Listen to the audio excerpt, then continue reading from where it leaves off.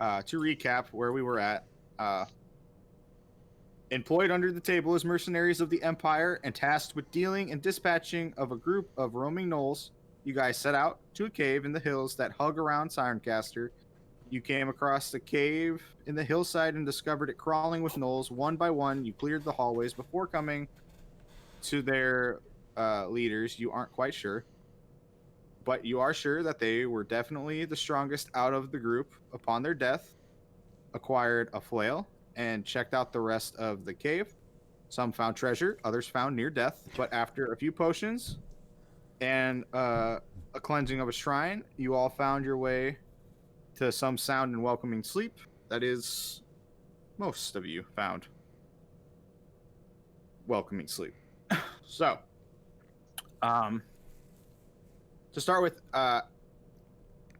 because of the role playing, and the commitment to character, I did want to start by giving Gavin a point of inspiration for committing to that and role playing through that. If you guys role play really well, I want to offer as many opportunities to get inspiration points as possible. You guys can't stack them, but if you turn them and burn them, then you have more opportunities to earn them back. What does a point of inspiration do again? So a point of inspiration is whenever you roll a d20, you if you ever roll a d20, before you know the outcome of the roll, like if you see that it's a 15 and you add your modifier and it's like 16, before I say if it hits, if it misses, if you succeed, if you fail, before I say if you succeeded or missed or failed or whatever, you can be like, I'm going to use my inspiration and roll another d20, and you can choose between which of the outcomes you want. You can gift your inspiration to other players, but you have to do it before they make their roll. Like, so if someone is making like a saving throw and they roll and they're like looking at it and like they see it's like a 7 and they're like, okay, so it ends up to be 9. You can't be like, I gift my inspiration to them like right now. Like, you have to do it before they roll the first dice. If you're trying to give it away. If you're just trying to use it, you can use it after you roll. You don't have to declare if you use it before you make that roll or not. But you can give those out. You can give it to people, but a person can only have one inspiration point at a time, like from me. Bardic inspiration is its own thing. It's completely separate. So just so you guys know, that is out there. If you guys like want to dive down and role play and do all that, or we'll talk at the end and be like, oh yeah, like someone so and so had like a really memorable moment. That was really cool. And if that person doesn't have inspiration, then we all consider giving it to them too. But I want you guys to have as much chance to get it throughout as we play. What up, Quiet? Yeah, so I wanted to start with that. You guys were holed up in your makeshift house, hut thing between two iron doors that you set up in the cave. Flynn and Ness were on watch and had ended their watch by noticing that Frilmir was like tossing and turning a lot and seemed to be really restless as he was sleeping. And then the rest of the night was still as various others went through and took watch and woke. So you awake in the morning, full rested. Everyone has long rested. Your hit points are healed. Your spell slots refreshed. All that, yada yada. So what do you guys want to do? Who would like to go back to town? Start heading back to town. Yeah. Okay. Me and my friendly new companion will be going back to town too. Oh yes, as Frilmir gets up, you don't have to roll perception for this because it is quite apparent. As he does get up, You do notice movement in his shirt and a little head pop up out of his robes. It is a little body of a pseudo dragon, which looks like a big dragon, just itty bitty, very small, about the size of really, it's about half the size of a adult cat. So like a kitten. It's about the size of a kitten. It's very tiny. It's very small.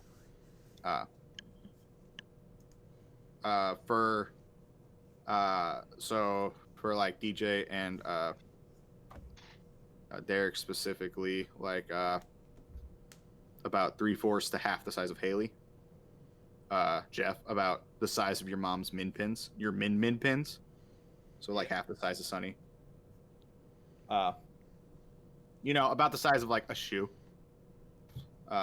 Very small. Very time. Very tiny. But it is but you have that. He does have that. So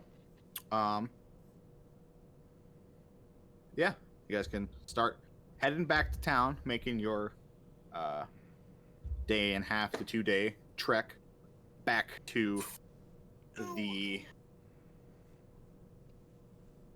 small town of Sirencaster. Who is going to take? Who's like leading you? Who wants to look out for the first? Yeah, boy. I can too. Okay. Guys, go ahead and give me perception checks. DJ, I believe anything with sight or hearing is added, or hearing or smell is at advantage for you. No, play with these ones. These are too small for you. That's what I'm talking about, Daddy. Give me that first, fresh, crisp, nat 1. That's what I rolled too until I got perception for the advantage. So I got a 20. Oh, I did realize that I did find out that if you guys right click on any of those boxes, you click to roll, an option will pop up that says advantage, disadvantage, or roll. That's hot. Well, it's awesome. I did find that out today. I don't know if that's new, but when I was messing with some of your guys' character sheets today, I did find that out. So I just thought that would be useful information for all of you to have. Yeah. For all, Yes, that is for hot all- info. Yeah, for just all of takes you whatever guys. is the best one. Yeah. Yeah. So for all you guys that roll with D&D Beyond, there's that little tidbit that I had learned Let's today. Yeah, I was messing with it today, and I did find that out. So, okay. So what did you roll, DJ? 20. Okay. As you guys are walking back, actually, let me bring up this real quick. Because I don't know if I said this to everyone or if I had just ended up saying this to one or two of you. But I did lie to one of you at least. Okay, so I have sent you all a map. I've sent you all this map. I have also sent you a brief history of the Ashura Empire. So you guys, the cave you guys have been investigating are in the small hills to the left of Sirencaster, down this little road. I know I lied to one of you. Don't know who it is. I apologize. But this is where your current adventure has taken place, is in those little hill areas. So, heading back to Sirencaster, you do not see, for this first little jaunt, you don't really see anything out of the ordinary. You don't see anything Nothing seems to catch your eye, or smell, or hearing. Any of your senses. Nothing. It is fine. So,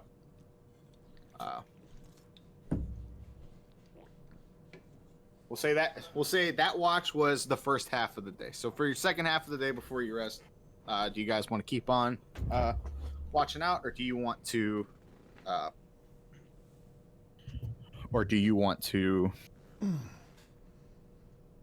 swap out with people?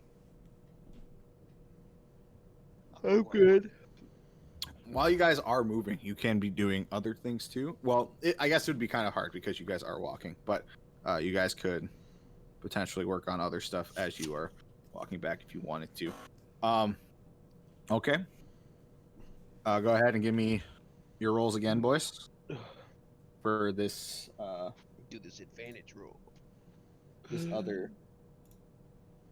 other area. Got another 20. That's better. 19 or 16. My bad.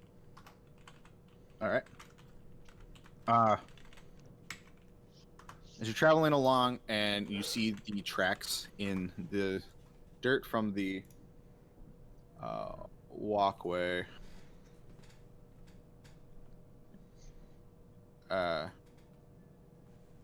you do take notice of that there seems to be some scuttled, not scuttled, like scuffed up dirt off to the side of the road. Some hunkered around like a bush. There seems to be like a lot of markings and looks like someone quickly dragged back onto the road. You guys do notice, you two do notice Frillman wrapping his one of his hands up, I suppose.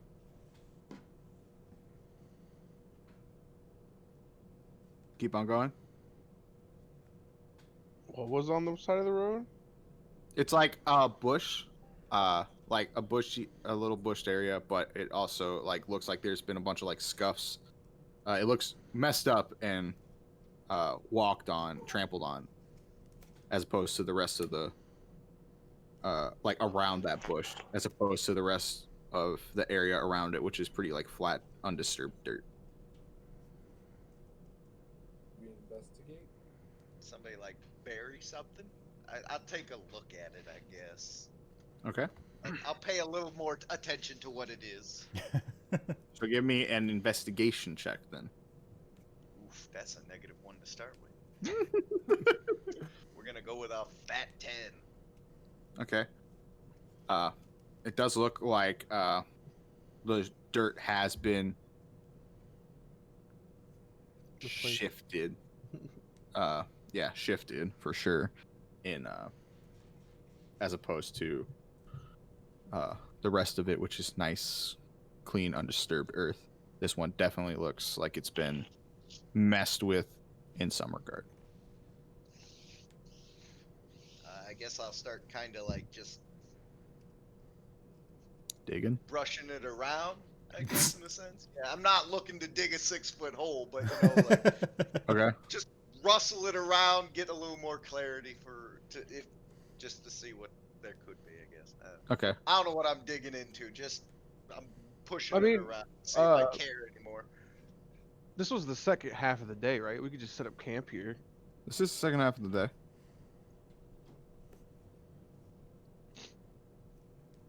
So if you wanted to dig a bit, we could just set up camp. Well, I mean, do I find anything interesting just rustling it around at all? It's quite a bit looser than the rest of the dirt, but whoever had dug it had been packing it down as they were going. So you probably, I guess it depends on how long you're sitting there messing with the dirt. But if you're only sitting there for like a few minutes, then you'll probably get like an inch down, Yeah. and don't see anything yet. So Well, I mean, feels like there's something odd about this whole scenario. I just tell everyone there's some rather loose dirt here, describing what you have best described to me. Oh You yeah, didn't we all say- noticed because you're just standing there doing this. You didn't say a shallow grave or anything like that, so I mean, I don't know. It's something odd about this particular patch of dirt. I'm interested enough, I guess. Okay. Do you I don't believe guys? I have any tools in which I can dig with.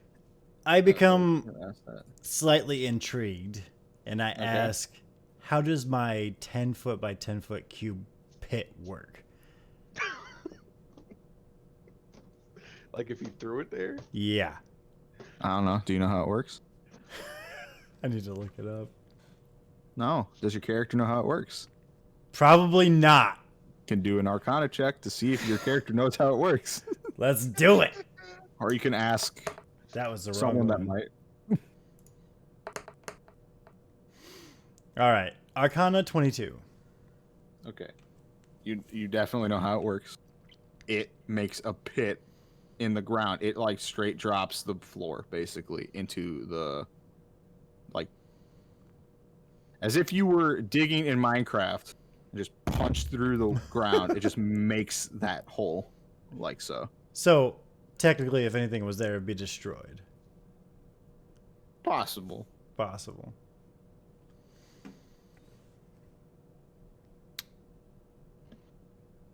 I'm not saying yes, but I'm not saying no. How many of those do I have? This is curious now. Mm-hmm.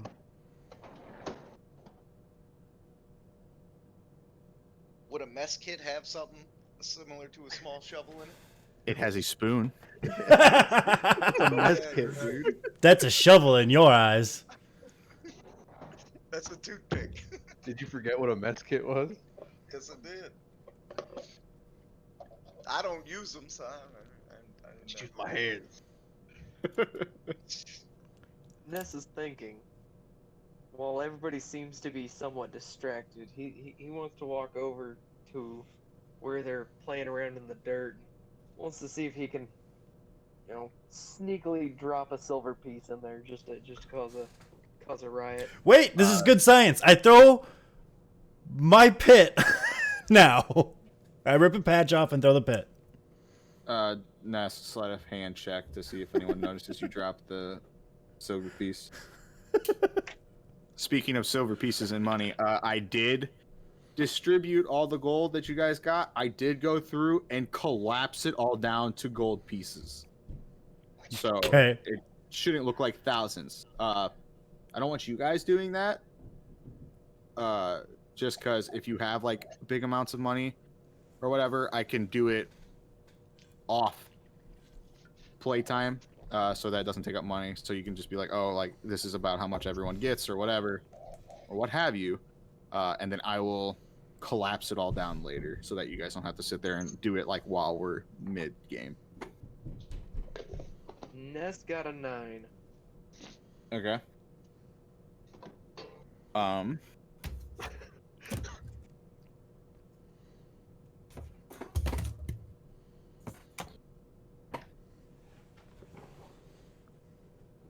Can I help you? Everyone but Flynn notices you drop it into the pit Oh, okay. Why me? because your passive perception is very low.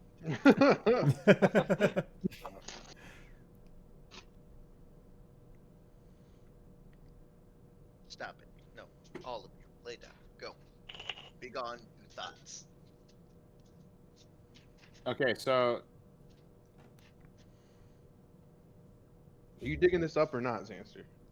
or did you drop the pit? David just Or threw David a dropped the fucking- pit. Yeah, I Okay. dropped the pit. Is there anything in the hole?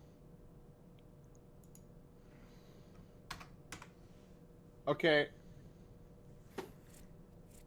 So you all are how close when he drops this pit? I was kind of on top of it, they were rustling shit around. Okay. Yeah, And there wa- unless there you're wa- Ness was like, throwing money in there, so There, That's true. I mean, I guess in my mind, I'm on my hands and knees, just kind of rustling shit around, and then all of Okay. a sudden a pit and a silver coin. Because It I should be didn't hear pre-figured anyone from go, "Hey, I'm gonna do this thing." this is true. So, I would say Xanster and Ness make a dexterity saving throw. Jeff, you with advantage because you would have seen this thing thrown in front of you as it triggers. Somewhat resembling it acts. It alerts the same thing that would alert your trap sense. Okay. So I got a 17 on that then. okay. It fell off my table. Hold on. Yeah, no, you're good. I got an 11. Okay, you both succeed, but you both still take some fall damage because you are falling 10 feet straight down. As this is a 10-foot by 10-foot pit that just expands around the general vicinity. What does it say this is?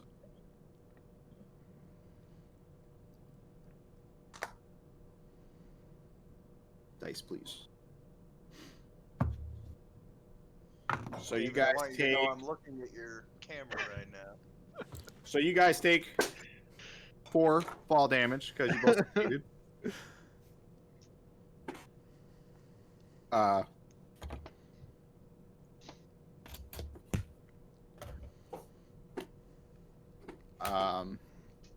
Yes. So you guys take 4 fall damage, and do you look in the pit that you are now in? Yeah. Just I'm crushed by your looking immense around. weight. Looking around I'm now. looking to see if the silver piece is still there. For a silver piece, go ahead and make a perception check for a silver piece. Jeff, you find, like right in the middle of this pit, there's a very dirty like bag that looks like it probably was buried. Well, I And picked now it up. and now it's kind of sitting on top. Dirt's still like not burying it, but it's like covered, like it's still very dirty, but it looks like it just out around it. Well, I'll pick it up, Got an Okay. 18 on that perception. dust it off Okay. a bit. You find your silver piece. Okay. I'm gonna open it So up then we and get know a the answer general to the question. idea of what I see's inside of it. It is full of coins. It is full of coins. I'm gonna take that and I'm gonna put it in my bag. Okay. I'm gonna take the bag and put it in my bag. I'm gonna I'll ask Uh, questions later. pat Frilimir on the back and say, "Good job, bro."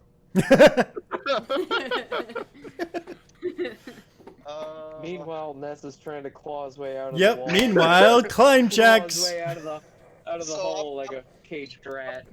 I'm watching him do that. Do Yep. I see? God, I don't think I have any real means being able. Dude, I you're don't 8 think I foot can tall. jump. You could You're probably. 8 Yeah, you can Oh. reach up and grab it. I'm gonna- And grab the top. I forgot about that. I'm sorry. I'm gonna just reach up and just pull myself out of this fucking hole. I forgot You- about that. You can do that, yes. Ness, you give me a athletics check or acrobatics check, your choice.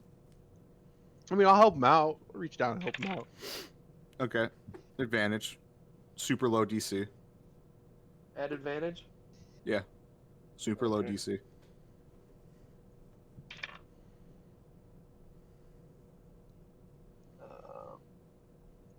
And you said acrobatics or athletics? Yeah, whichever you prefer. So either way, it's a +2, so 13. All right. Easy enough.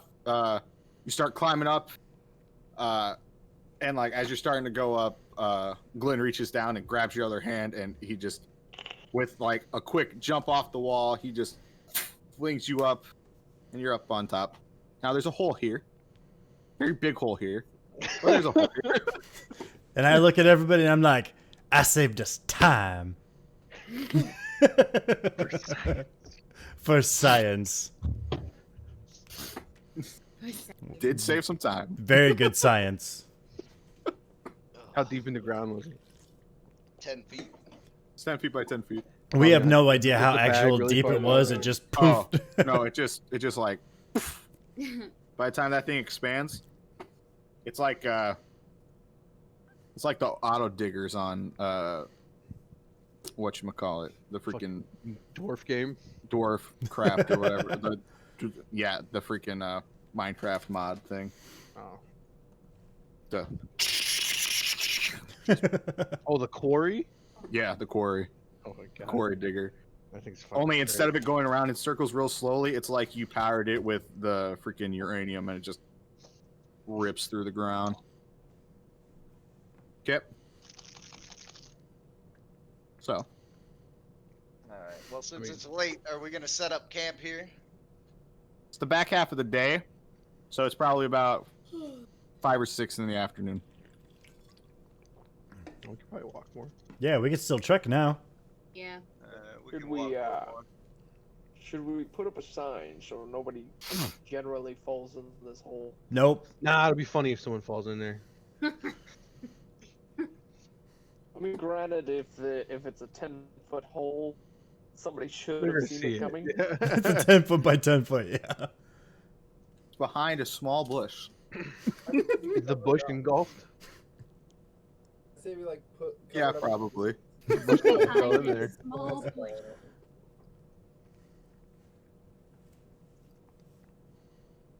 We can walk a couple more hours and then probably camp, I'd say. Yeah.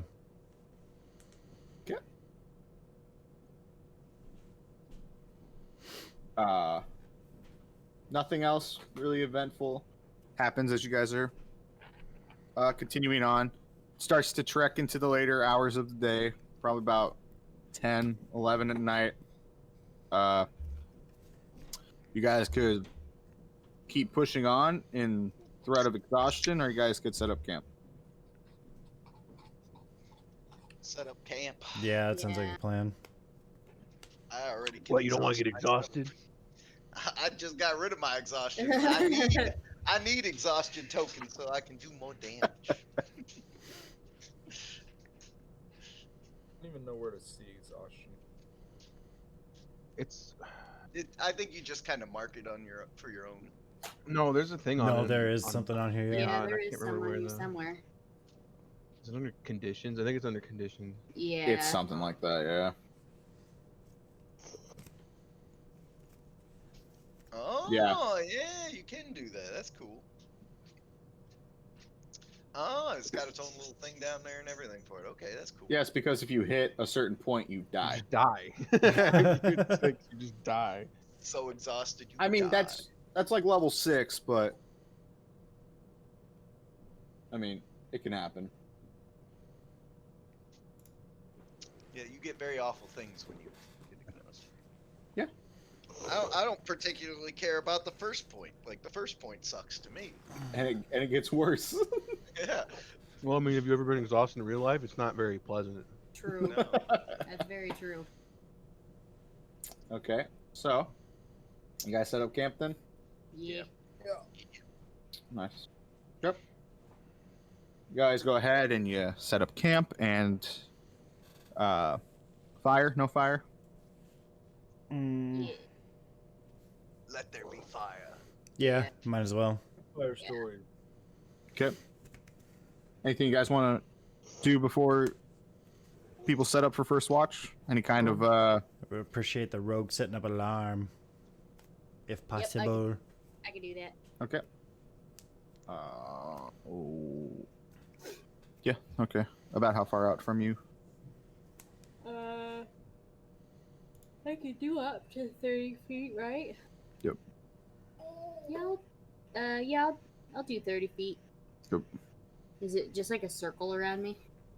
Or is it What? How does it read? hold on. Choose a door, a window, or an area within range that's no larger than a 20-foot cube. Okay, so you can set up a 20-foot cube. Yeah, within Which- 30 feet. Which, So it like doesn't have to be center around. wise, the 20-foot cube is like about 10 feet to either side from the very center.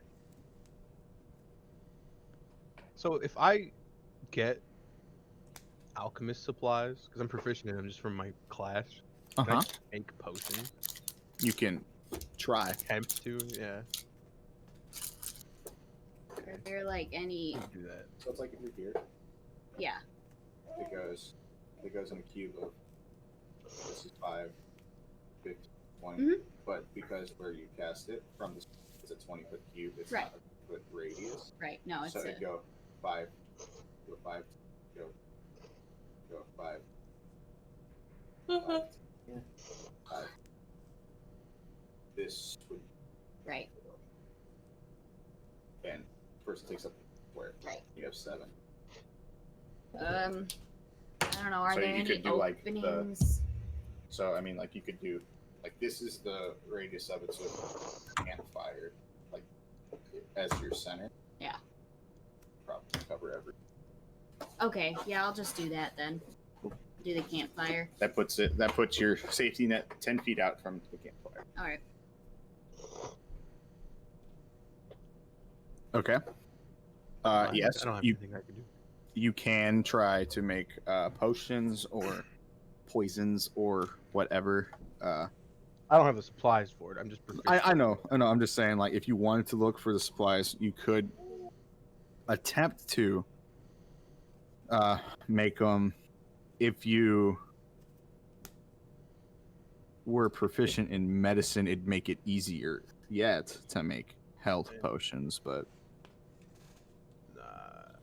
or you could like learn from someone how to make them. Could ask around, see if anyone knows how to make them. Kind of learn from them. Otherwise, at this point, you'd probably be, at best, guessing. I'm proficient somehow. I don't even know why. In alchemy, but that could be many my- things. Through my backstory, it doesn't even really make sense. It's just part of my class, I guess. I don't remember if I chose that or not. I would say, I guess, that you, out of everyone, would probably be the most attuned to making health recovery items. Seeing as you know the workings of human blood the Sure. best, at least. I haven't started painting this yet because I thought you said you wanted to. But, okay. I'm gonna So- do push-ups and sit-ups You push-ups and 100 sit-ups. Every day, every single day. you can go for a 10-kilometer run. No, I'm gonna skip that one. Gotta keep nice and fit, yo. You will never become true Super Saiyan. I don't So, I have mean, hair. like, as you can see, it's a kind of tight. You all. We buddies. Yeah. We Y'all. buddy and Y'all, it's a tight squeeze, but you can all fit within the side of the alarm. yeah. Okay. Who is taking first watch? I can take first one. I will Swole do it boy. with you. Swole boy doing push-ups on Yeah. watch. Right. No time for snap breaks. Only gains. Gates. Okay. Each of you go ahead and make me a perception check. You don't have disadvantage on that check because it is nighttime. Is it? I It have automatically. It automatically does disadvantage, right? So I have. I don't know what happens if you click it. Does it roll 2 dice? Okay. No. No, it just tells you that you have disadvantage. Yeah. Okay. Yeah. Okay. 17. Did you say I had disadvantage? No, I was telling her because she's a drow. In sunlight, any perception check she makes has disadvantage. Yeah. So she has to make Then sure. I got a nat 20. Unless you want me to roll again, because I'll tell you what I did. I rolled at disadvantage because I assume that's what you said, and I got a 2 and a 20. You're fine. All right. I would, if you were rolling physical dice, it'd be like, well, which one did you roll first? But if you rolled both at the same time, be like, roll again, I guess. But you're fine. You both rolled high enough. Freaking Shadow has 120 something feet of dark vision. It's not. Go lay down. It's not terrible. As you guys settle down for the night, see in the distance behind you, the hills and how they cascade. You could start to make out the you can start to make out the as the sun starts to kind of go down on the horizon. You can see the tops of a bunch of trees as they stand tall over the city itself. It's a pretty flat area, so you can see for quite a ways without it intruding on anything. So you guys could like see the what do you call it? You can see the like vaguest you guys can see the vaguest like outline, I guess is the best way to say, of like Sirencaster, with it not being a big town. But what holds prominence over it is you guys can see a lot of green surrounding the behind Boy. Sirencaster. Are the trees fucking huge? Yeah, like Amazonian jungle trees, like huge. Yeah, they're especially huge around the library that's not there. Yeah, that library that doesn't exist. Yeah. Yeah. Because that town doesn't have a fucking library. Not according to the really, really, really, really, really drunk guy. No. Who better to ask? Okay. While all that's happening, Yeah. I assume Shadow and I are just kind of sitting there together, to make a little bit of small chat. You know, I whip out that bag I found. Yeah. And I dig into it to get a better idea of what's going on, what I Yep. see in it. You see coin of various shines, and as you dig into the very bottom, your hand hits around a gem of some kind. As you pull it out, it is like jet black, crystalline looking. From what you can make out, unless you want to roll like Arcana or History or something, your first glance at it, you don't really Sparkly Nothing. crystal worth money. sparkly crystal. Yeah, I've got no real clue what it is. I asked Yeah. Shadow, I was like, do you know anything about what this jet black crystalline rock is? Arcana or History check, or both if you want to learn different. Each roll would give you different information. Can we do that one person rolls with advantage thing?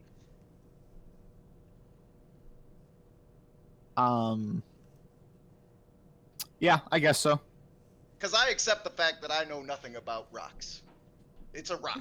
Yeah, but like at the same time, it can be something along the lines of like, oh, you guys are like talking to each other, and as you guys are conversing, like different ideas of like, oh, like what if it's this? Oh, but how about this? Like, oh, this or that. So yeah, you can go ahead and roll it at advantage.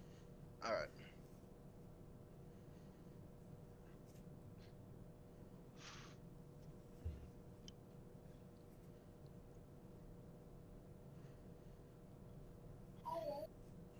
Which one of us is rolling then? You. Okay, sorry.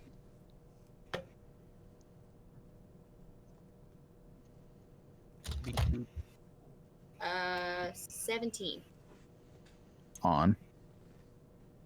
Oh, Arcana. Okay. It looks like it could be a it definitely looks like it can hold some kind of spell properties to it. From how you have from the magics that you've been taught and seen, you know that some of these gems can be used as a like spell focus, and especially where you're from, different colored gems typically allow to different kinds of magics. What'd you say you rolled? 17. Okay, so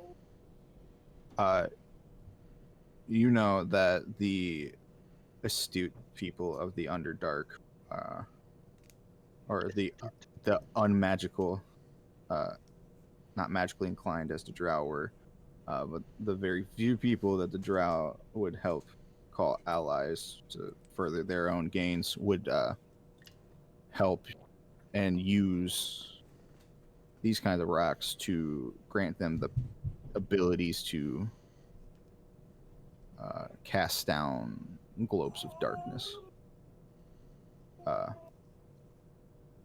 It can be used as a spell focus for that, whether or not it has anything tied to it right now, you don't know, but it has. That's what you've seen it do. Interesting. Yeah. It's a rock. Right. Magic shiny rock. All right. It's a rock. It's a rock. Put it back in the bag. Mhm. Would you get Charlie Brown? Can Or is I it a count rock? up this various coins? It has 81 copper pieces in it. Hold on. Sorry. 81. Got it. I'm with you. It has 42 silver pieces in it. It has 23 gold pieces in it. And to your surprise, it has 6 platinum pieces in it. Damn. That's hot. Platinum, for those who don't know, is worth 10 gold. That's hot. Yes, Mr. Ah. Mr. Alright, that's cool. I just I put all that back in my bag.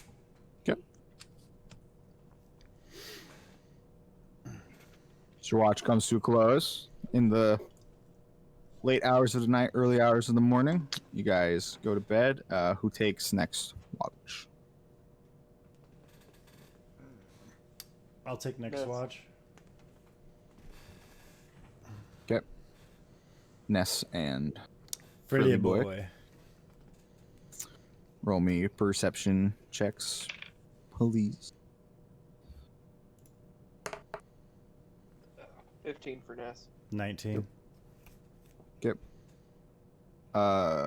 Nothing too far the ordinary goes by as you guys are taking watch. It's relatively peaceful, calm night. With it getting darker, can't so much see the city or forest anymore. Can't see the hills that you exited from either.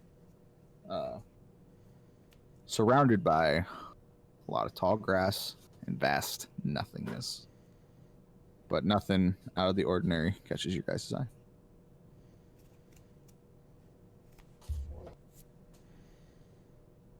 And if you guys don't have anything, then your watch comes to a close.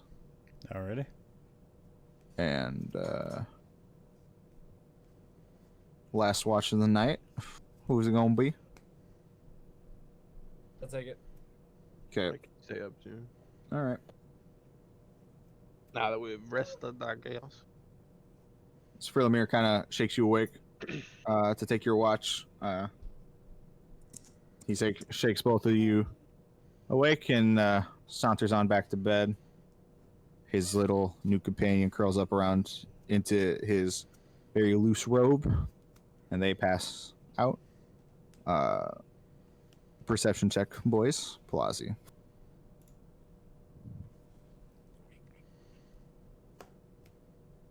might still find this crap. What'd you get?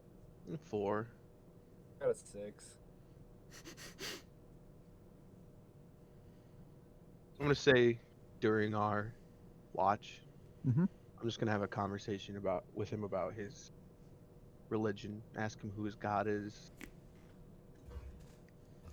Okay. Why can't we pronounce your name so long? We're gonna be fully invested in this conversation, obviously. Yeah. Celeborn, the god of dead. Okay. Is that all you say to him? Do you explain to him what it's about? Yeah. She's basically guides dead people to the afterlife and appreciates like peace, I guess, like after death peace.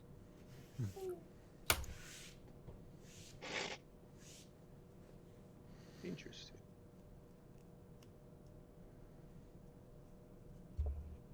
She is I believe it. She's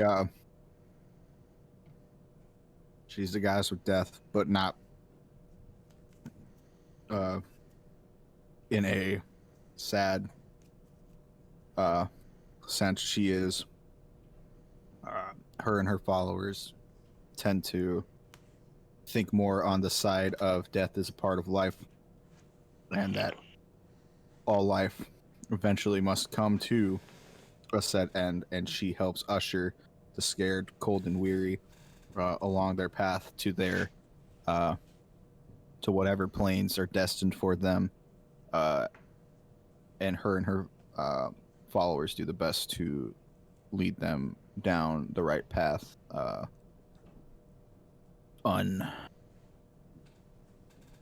unafraid, and try to be a calming presence to those who died in good favor. Said what he said. Which he would know. Yeah. I'm just saying. Yeah, that's fine. So Also, you use a shield, right? Nope. Gavin? No? My body is my shield. I did find this War Pick +1 as a weapon. I'm not gonna use it. I don't know if you would want to maybe use it. Grant told me I can't. I was told that I cannot carry anything else. Very over encumbered. I can hold on to it. We can look into it later. Okay, I appreciate that.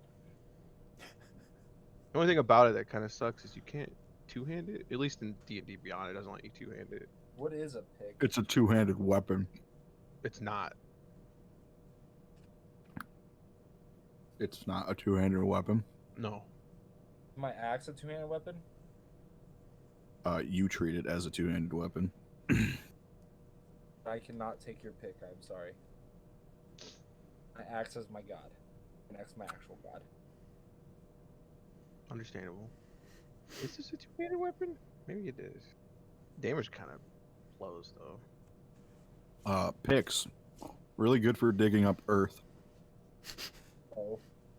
Pits are Just better. It's not a pickaxe. It's a war pick, bro. It's good for digging up skulls. All right, yeah, that's all I really got to talk about.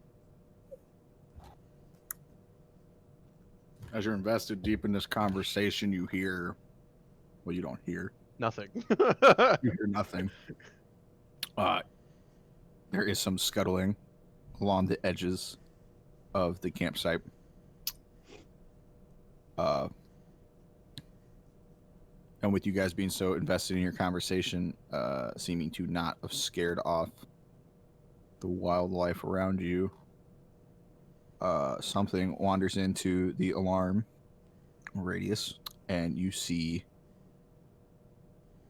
No, I guess you probably wouldn't see, but Shadow shoots up,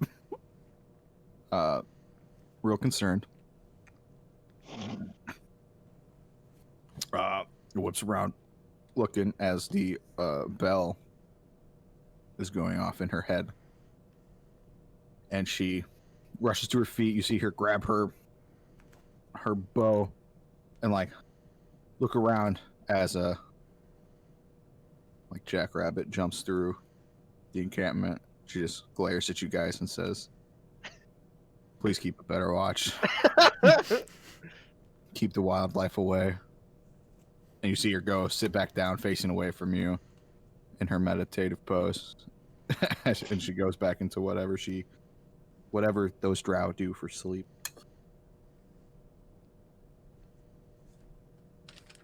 As we were saying, we Before just continue our conversation. Yeah. Rest of the night goes on uneventful as sun begins to rise.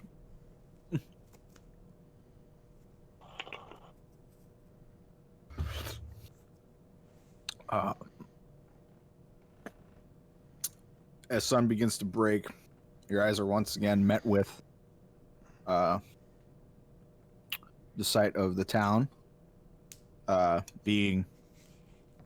It's a ways away, but Oh shit. it is starting to be visible now, as is the forest behind it. Now with the renewed sunlight, you can see the hills behind you that span endlessly. You cannot see where the where the opening to the cave you were at is, but you do see a large pile of rocks much closer where you had once camped out before.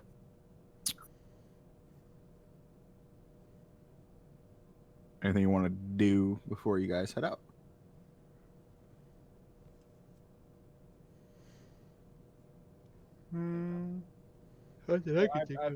I have to pray every morning. I forgot about that.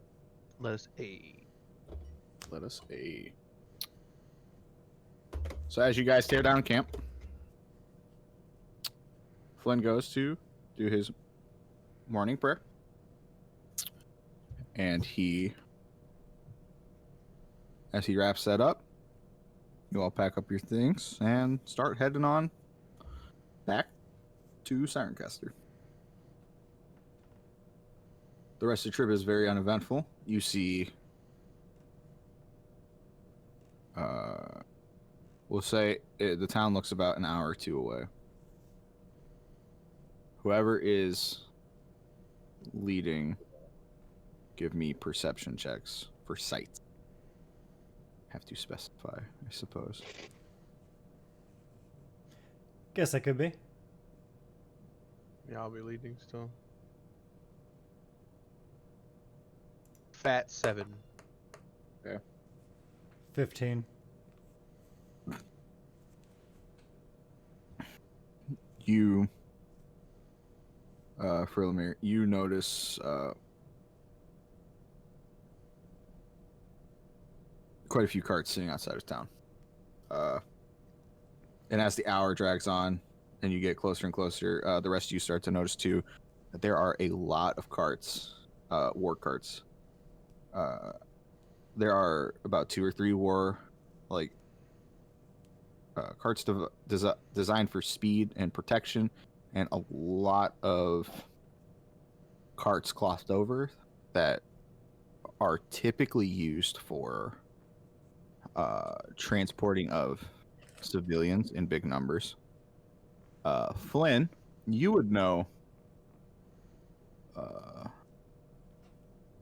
and Zerkix would know, I suppose, and Ness would know that Everyone fucking knows except me and Jeff, pretty much. those who grew up in the inner big cities of the Empire, I should say, would know that these carts in town and in big trips were typically used for Flynn, and Ness more so would know this, are used when the students of the magic schools would be transported to areas of research and discovery for like big college-y field trips as they got into their elder years of study. You notice that these carts are typically what are used in that regard. And you notice that the ones surrounding them are carts of the fighting school. Those used to protect the clerics and mages, sorcerers, etc. Arcane gifted students. And as you guys get ever closer, you notice that the like scrawnier, like you notice that the scrawnier,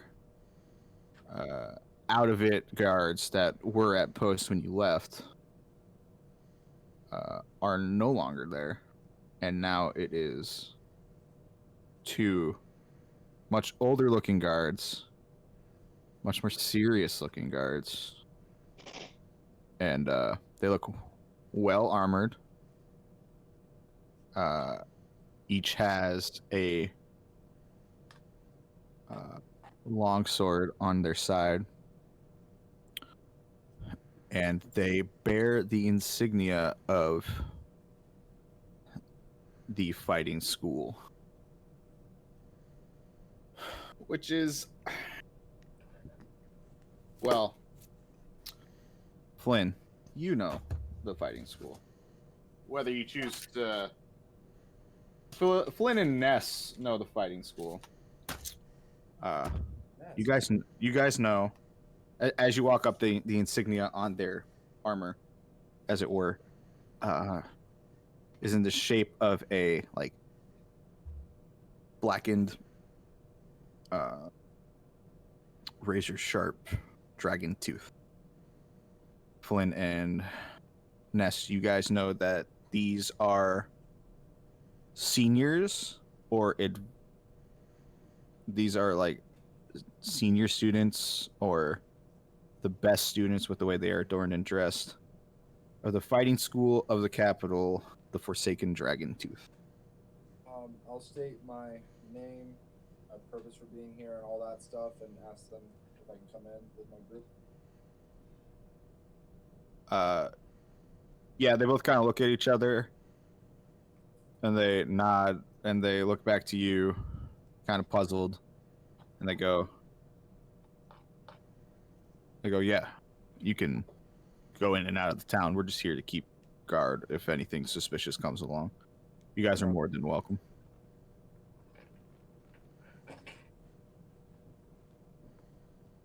Ness, make a perception check, please.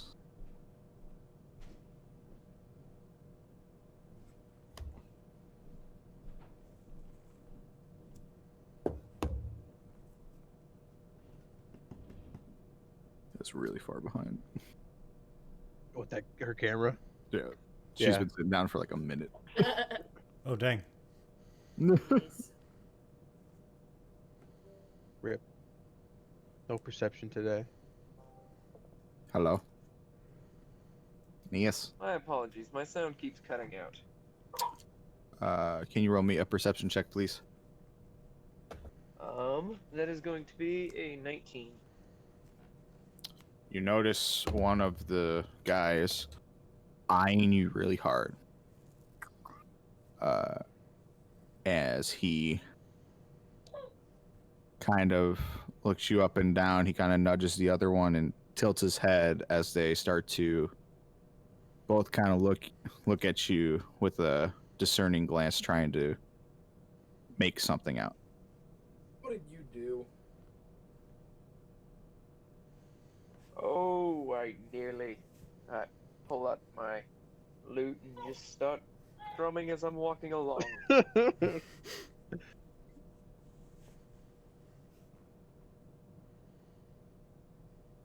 Yep. As you go in, you notice that the town is busy with life.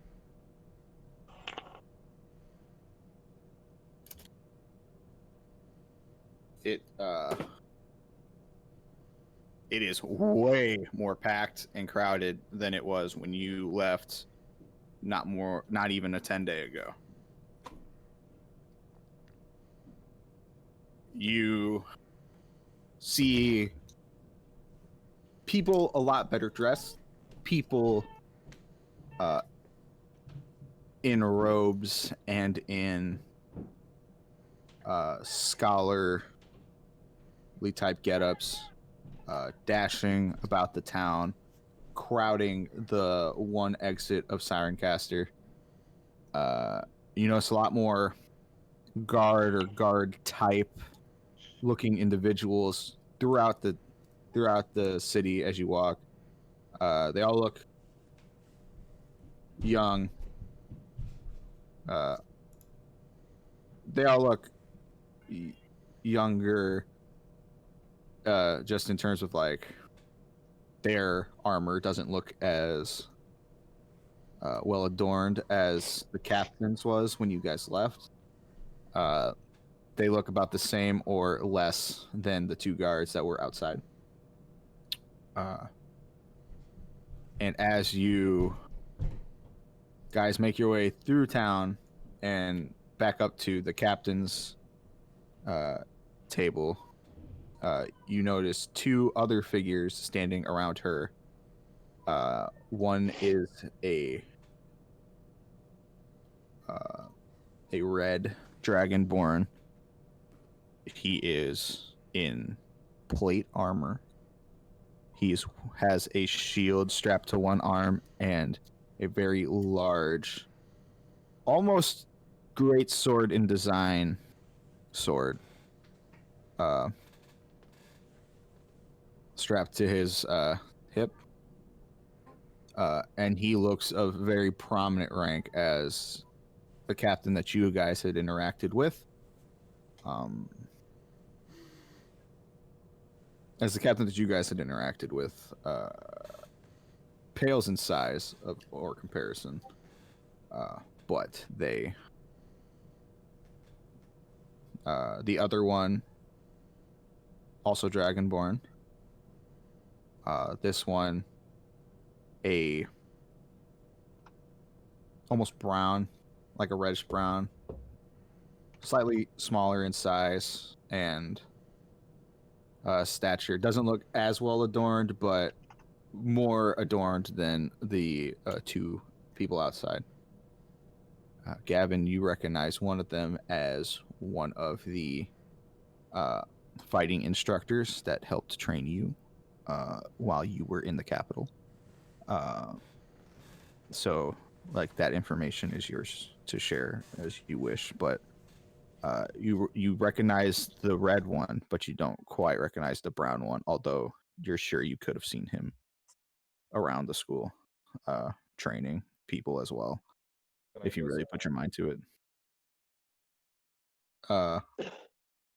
Yeah, so you just walk up and say, Well, no, I walk up, I introduce myself as Flynn Battleaxe, mm-hmm. and then I'm tell them like my mission, and I ask them what they're doing there. They kind of stare at you as you approach, and they kind of eye you up and down. And the one goes, "Well, I'm here on a quest from the king. What business do you have asking a master of the school of the Forsaken Dragontooth why he is out on his business, rookie?" I was curious. At this point, the captain chimes in. She goes, "They're working for me. It's okay. It's okay. They were tasked with the null problem we were having before all this came about." And she looks really frantic, like back and forth between the two. And the one kind of nods. The brownish red one nods, and he looks up and he goes, this place was a nothing town before all this, but they were placed here to keep watch in case the Knoll infestation drew closer. I'll tell them that we destroyed the Knoll infestation. And my team, not me. We. The red one looks down at you again. Kind of scoffs. You go, and he looks around to the rest of your party and goes, well, maybe 2 or 3 of you. I could believe that. And he kind of eyes you, Ness. And he looks at you. And he smirks and he goes, but not with this one. And he looks back to his friend and they both start laughing. And he looks to, and then they go to the captain as they're walking away and they go, you can deal with the vermin, I suppose. We'll talk about this. As he points to you, Ness. And he gets close and pulls her in by her like under the strap of her shoulder pads. He's like, and gets close into her face and goes, discrepancy, and lets her go. He says, later. They walk away down towards the where you guys know the library to be. She looks real flustered, mad, pissed as hell for being embarrassed in front of all these people like that. And flustered, and she goes, just kind of like, she looks back at you guys, she goes, well, you guys sure know how to raise trouble, don't you? I just say, what a dick. Say it very loudly. I cast echoing voice on him. You see the one kind of stop, look over his shoulder, kind of glares in your direction, and he just keeps on going. I can't wait to take his job someday. Ness says, if you point me to his tent, I'll make sure he doesn't sleep tight.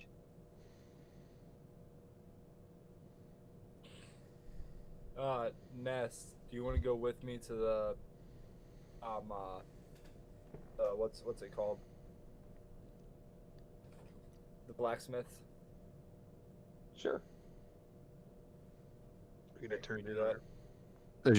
As you turn to do that, she kind of grabs you by the back of your armor, and she goes, not quite. We need to talk about your job. And she, Ness looks. yeah, go ahead. I was gonna say Ness looks over and says, "If you need me, I'll be looking for my friend over at the bar." She eyes you with like daggers in her eyes, and she goes, I don't think so. As she looks to her 2 friends, as she looks to the 2 guys that are like standing meagerly by, they look much younger, and she goes, you make sure this one doesn't go anywhere until we talk. She kind of drags. She like starts dragging Flynn back starts dragging him back by just like the back piece of his armor, and she calls over her shoulder. She's like, we can talk about your job in here. And she like looks back to the rest of you. She's like, all of you. I feel like we didn't actually kill him all or something. Sure. Yeah. Trot she drags out you- into the room. So she drags you all in. Ness doesn't. Ness Yeah. doesn't want to go to the principal's office. You are more so being shoved in the general direction by the 2 guards. They go, come on.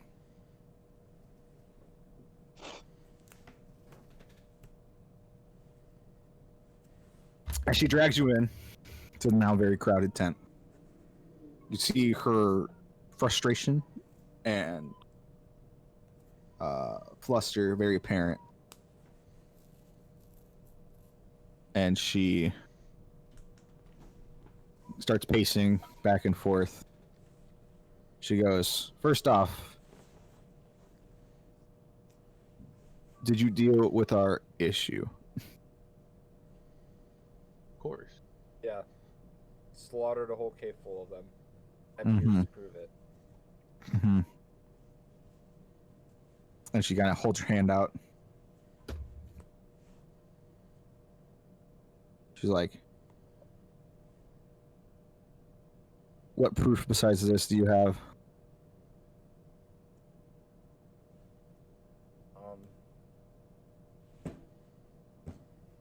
And she kind of I don't know. flips through them. Our immaculate word.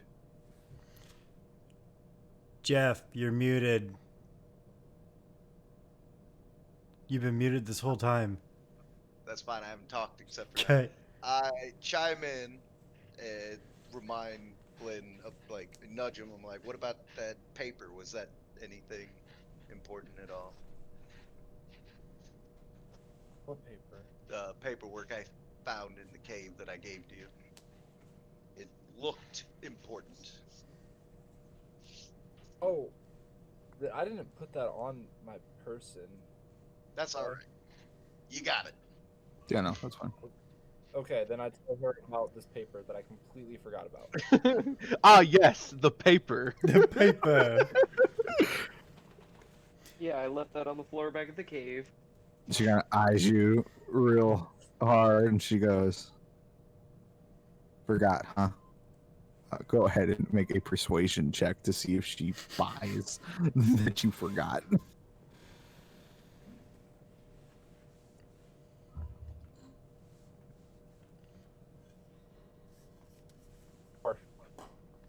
What? 24. 24? She nods and goes, I suppose we make mistakes. And she starts reading it over and she nods. She looks through the necklace and she goes, there are a few not so null ears here. Do you care to explain? We got attacked by bandits and I killed snake people.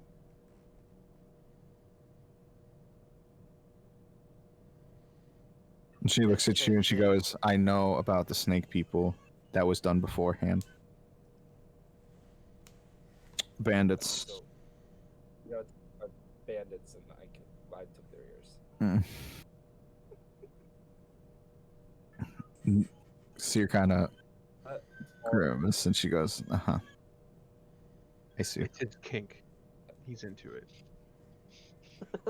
like, fucking ears. I have 8, 9 ears. Okay. I'm She can't collecting tell. the wax. Yay.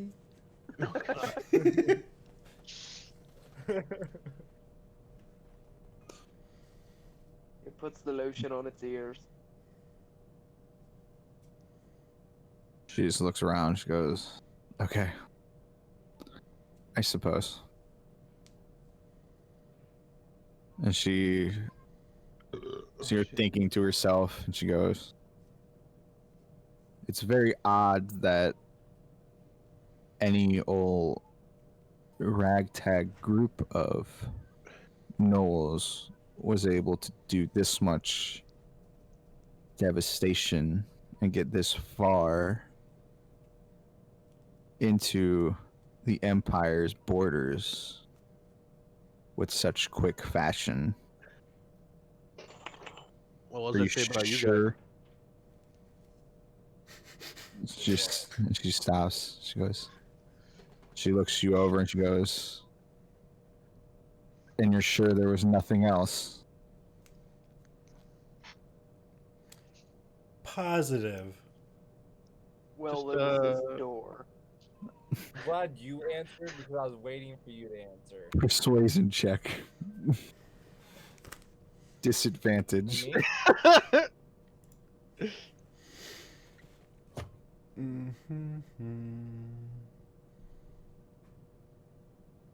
Better roll good. For me? No, for the one that said we don't have anything. 17. hiding. Oh. She nods. She goes, curious. She takes the paper back out again, looks it over. She goes, because it's very clearly written that there was some kind of weapon they were using. Did you leave it there? Yeah, we got exploded weapon? by a trap, and I have no idea what happened. That took precedence. No. Two of us got knocked unconscious. I mean, there was nothing we could do. We had to get out of there. There's like 3 of you. 3 of us. You weren't knocked unconscious, though, were you? You took damage. Yeah, I died. No, he Oh. went down. Too. So he was the only one who didn't. Jeff was the only one that didn't go down. No, I was halfway down the hall, like 20 feet away, and I still died.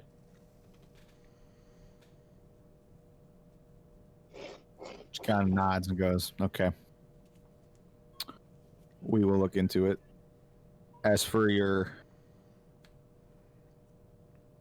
payment, Wait. Not like saying it in the game. Should I tell her about the shrine?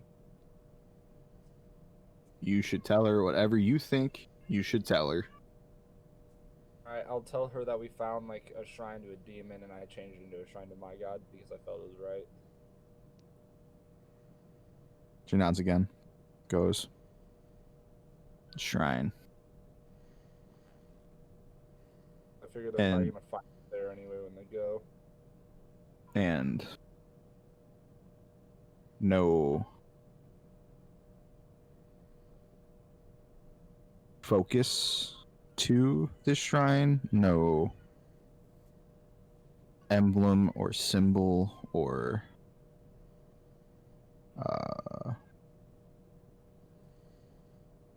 anything,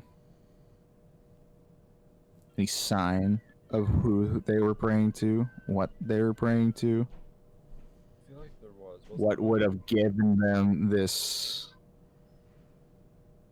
power to get so deep into our walls. I'll tell her all I know is a blood sacrifice shrine.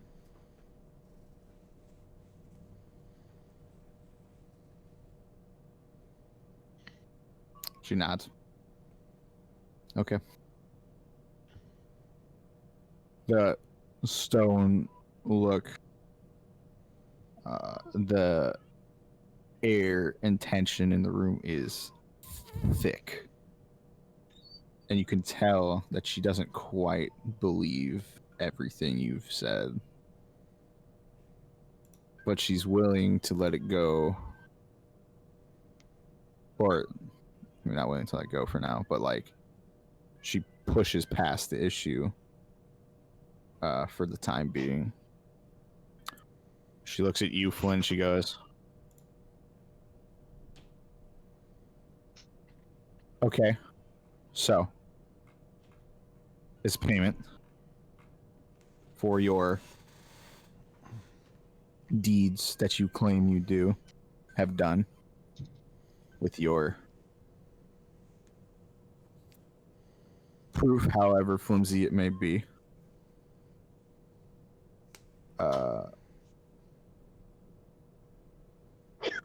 You get each of you will get and she looks across you, she goes, deducting the damages that we had to pay for in your absence of the hotel room, as she eyes Zerkix. And she looks back to you and she goes, I also look at Sergey.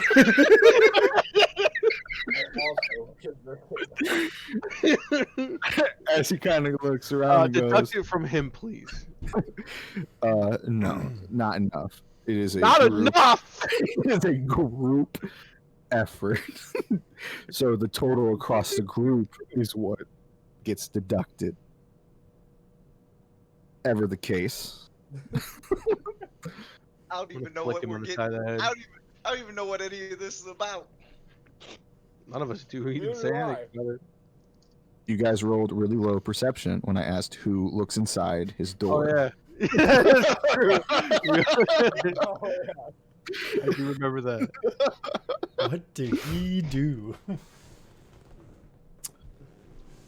As she looks around, she goes, I don't know if we'll be welcome in that bar anymore. so she looks around and she goes, given all that it is, you all acquire 50 gold pieces each for the job. And she looks at you guys and she goes, which is quite generous with the party you choose to keep. As the icy You're welcome. daggers fall back on Ness.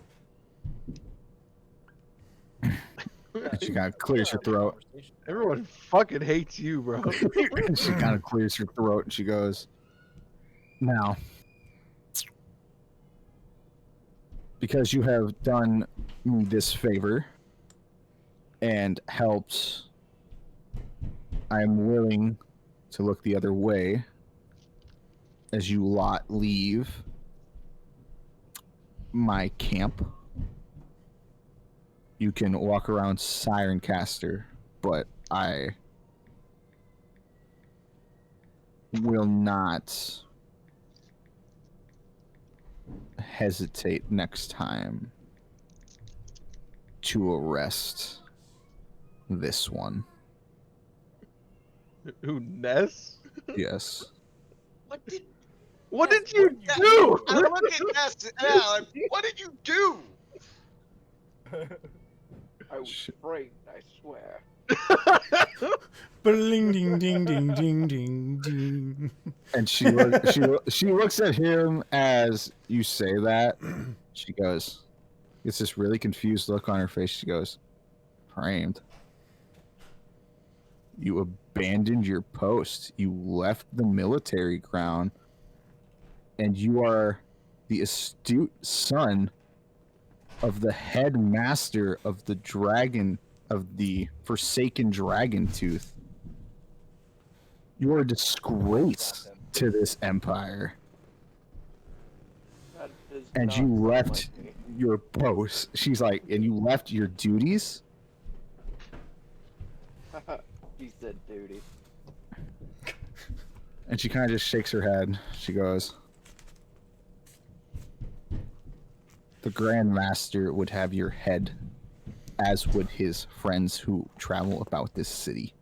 See, between you and me, I'm gonna go off experience with working with this man. You don't want him at a post. Trust me, this is for the best. You lost nothing. You might have My gained toe something. still hurts from that rock. She goes, I don't know the details. We've done you a What? favor in the long run. She Trust goes, she goes, I don't know the details, but I do know that anyone of the blood of Nef's farce of 1 second, because the last name is like word soup. Loot Bargnarthos. smasher. Loot smasher. She like looks at you, she goes, any son of the great Sarli Vargnarthos would have been championed throughout the empire the champion of men's own flesh and blood to leave the military as a dragonborn is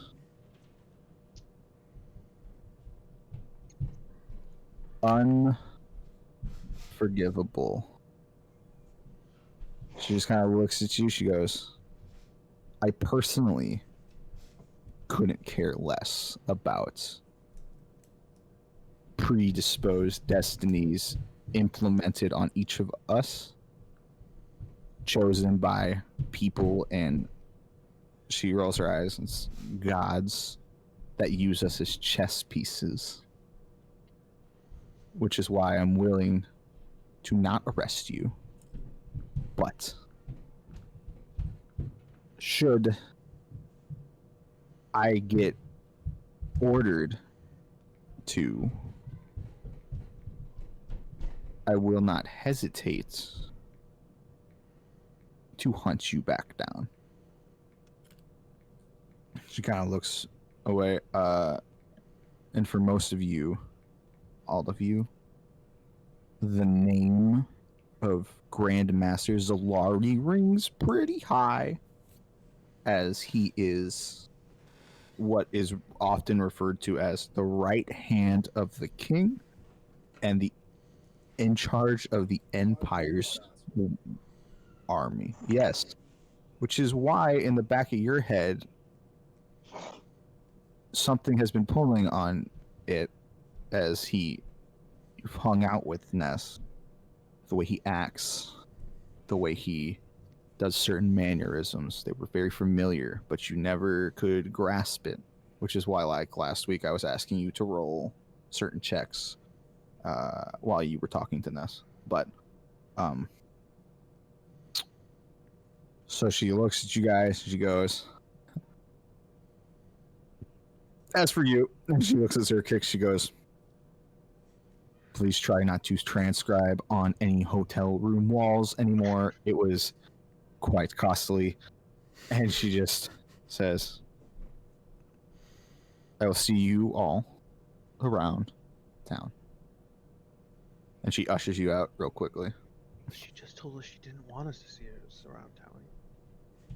She says she was ordered to chase him down. She would not hesitate. She doesn't care about seeing you guys around town. Just him. one of you. Maybe it'd be better wear. Maybe it'd be better to wear a cloak or a robe. So, as you're kind of shoved out onto the road in front of the fountain, in front of the merchants, what are you guys gonna do?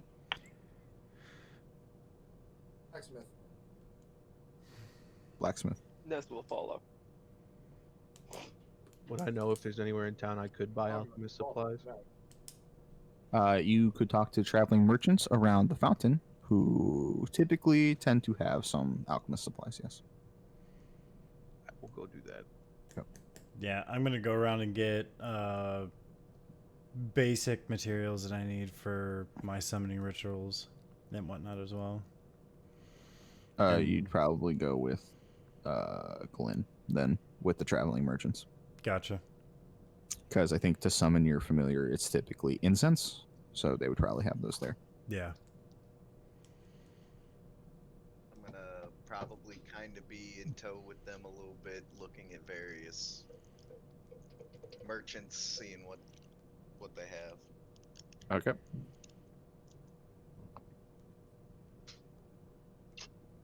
I ate too much sauce and my tongue's on fire. Okay. Try the one chip challenge. She's like still as a board. Okay. So starting with the closest first. I'm sorry, Zanster, what did you say you were doing? He's going with us. Okay. I'm gonna be with them, kind of looking at various. Wares. Zerkix kind of looks down to all the robed figures surrounding the library, and he doesn't say anything, but he starts to kind of head that way, or It's been tries quiet to. all day. It's so quiet. It's crazy. I assume his daughter came home, so he's probably doing stuff with her. Yeah, he said his folks were dropping his daughter off at 6, and that his wife was going to be home really late, so he had to take care of his kid. He said that he would try to be around, but I was like, I get you, kid. I was like, I got you. It's fine. I was like, I understand. Trust me. So, I just realized that. yeah, no, he, Derek. He left Yeah, at no, 6 he's- o'clock. I think his wife is taking like nighttime classes or something, so, or like a bunch of classes, and it screws with their schedule all the time. He had let me know earlier today, which he starts looking that way and he kind of mutters to himself. He starts mumbling back and forth to himself. You see him like tilting his head back and forth as they start to kind of like slowly and gingerly make their way down to the other gate closer to the library, that way of town. Starting front ways. Everyone just got paid. Learned that lots of the guards hate Ness. I was framed. And I was framed. that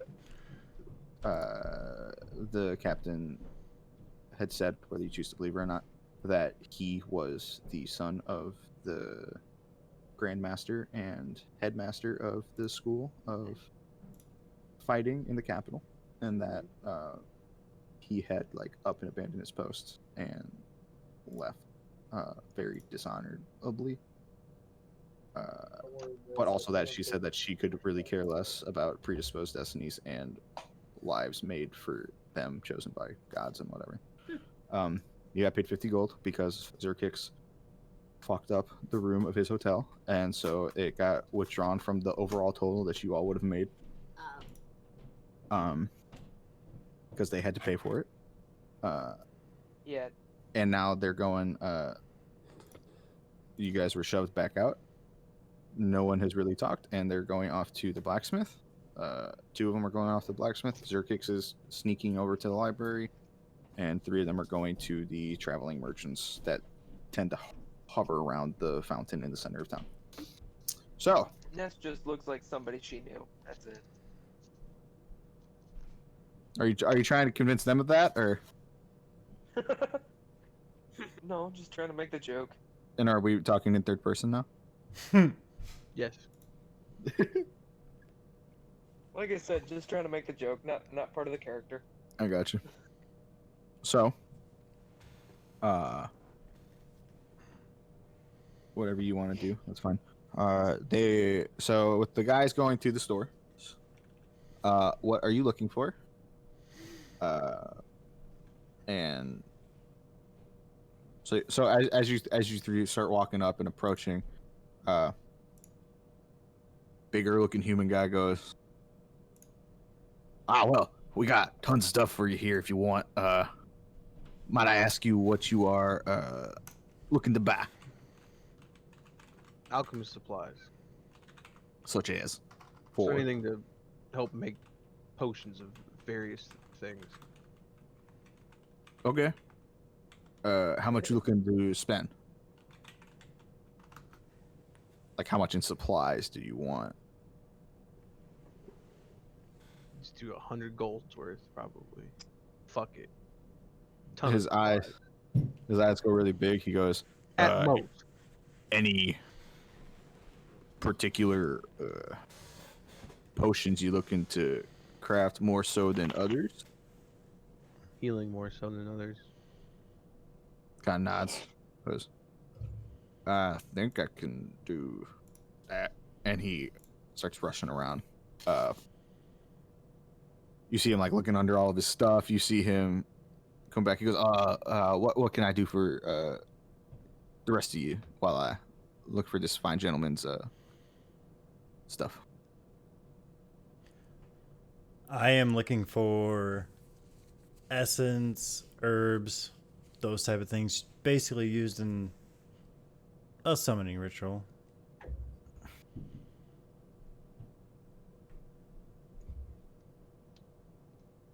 Now I don't know about no summoning demons or nothing, but I have herbs and essences that I can do. I don't know nothing about no summoning demons here, but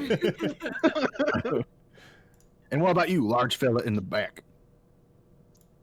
Yes, I am looking for a particular handy light source. Not that of a torch, but perhaps something that can be affixed to my waist that can light. one of those lanterns that like have the thing on it to make the light go out. I don't like an old-fashioned flashlight. I'm looking for a light source that will help me, particularly when I'm in a fight of some sort. So that my hands can be free. Ah, I see. I got you. Okay. Oh shit. The brighter the better. But I don't know. I don't think I can help you with any of that. Not at my humble store. Perhaps some of the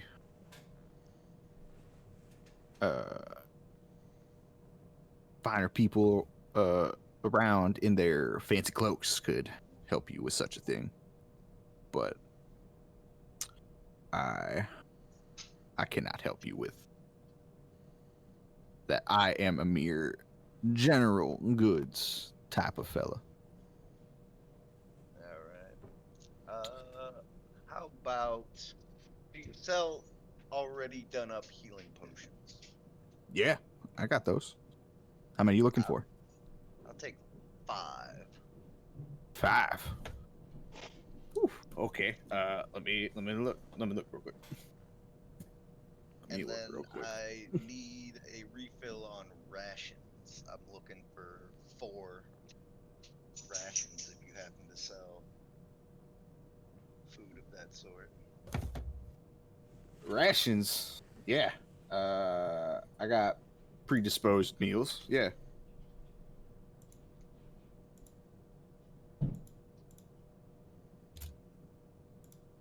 RRE, rations ready to eat. Yeah.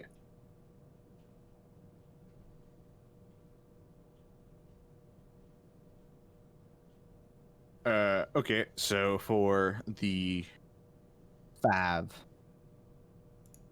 potions of healing for the gentleman here, and in the rations, that'll be about 255 gold pieces.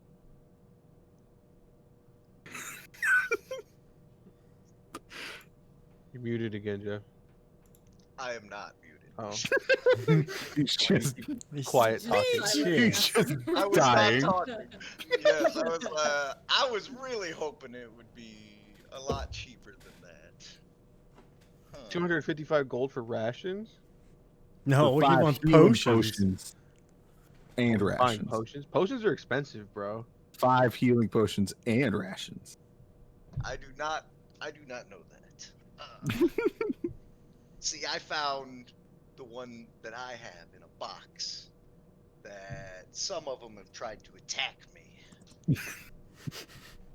Which is why they'd be quite valuable, yes. Makes good sense. Let's reduce that 5 to 2. I do Okay. apologize for wasting your time. That's okay. I don't have that right now. For 2 plus your rations, it would be 102 gold pieces. Take my money. Okay. I will do just that. He reaches deep into your pockets. No, I give him the 200 Okay. or the 100, not 200. Jesus Christ, no.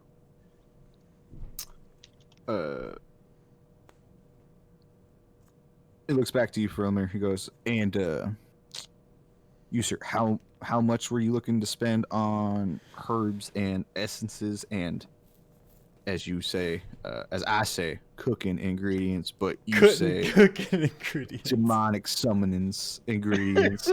I never said demonic. I just said You summoning. said summoning, and you only summon the demons, but that's okay, good sir.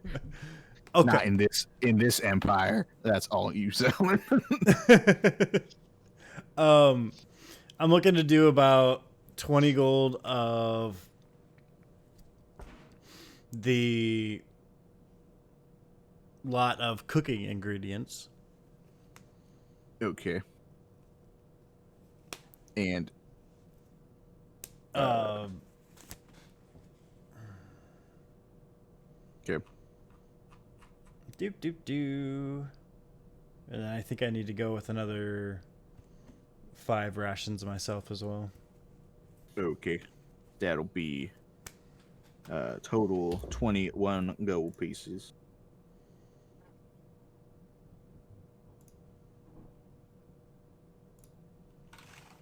And you, good sir, with the deep wallet, I will get you all kinds of fancy things for your potion making. He runs around. He like leaves the stand. He like runs around. You kind of hear him talking behind the fountain, talking to every single person on his way over there. He's See, trying to quick go exchange to of make cash. money. Quick exchange of like coins. And he comes back with a pretty substantial box, and he goes, "All right, here you go, sir. 80 gold pieces worth of potion making. More on the healing potion side." All right, here you go. And with that, it would be about,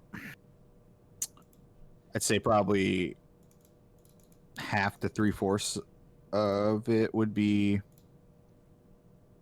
just dedicated to healing potions, and the rest would be just like poison potion, like poisons, and that kind of stuff. Okay. Zerkix, we had gotten home, or back to Cirencaster. It is flooded with people. You growing up in a busy city of the Empire,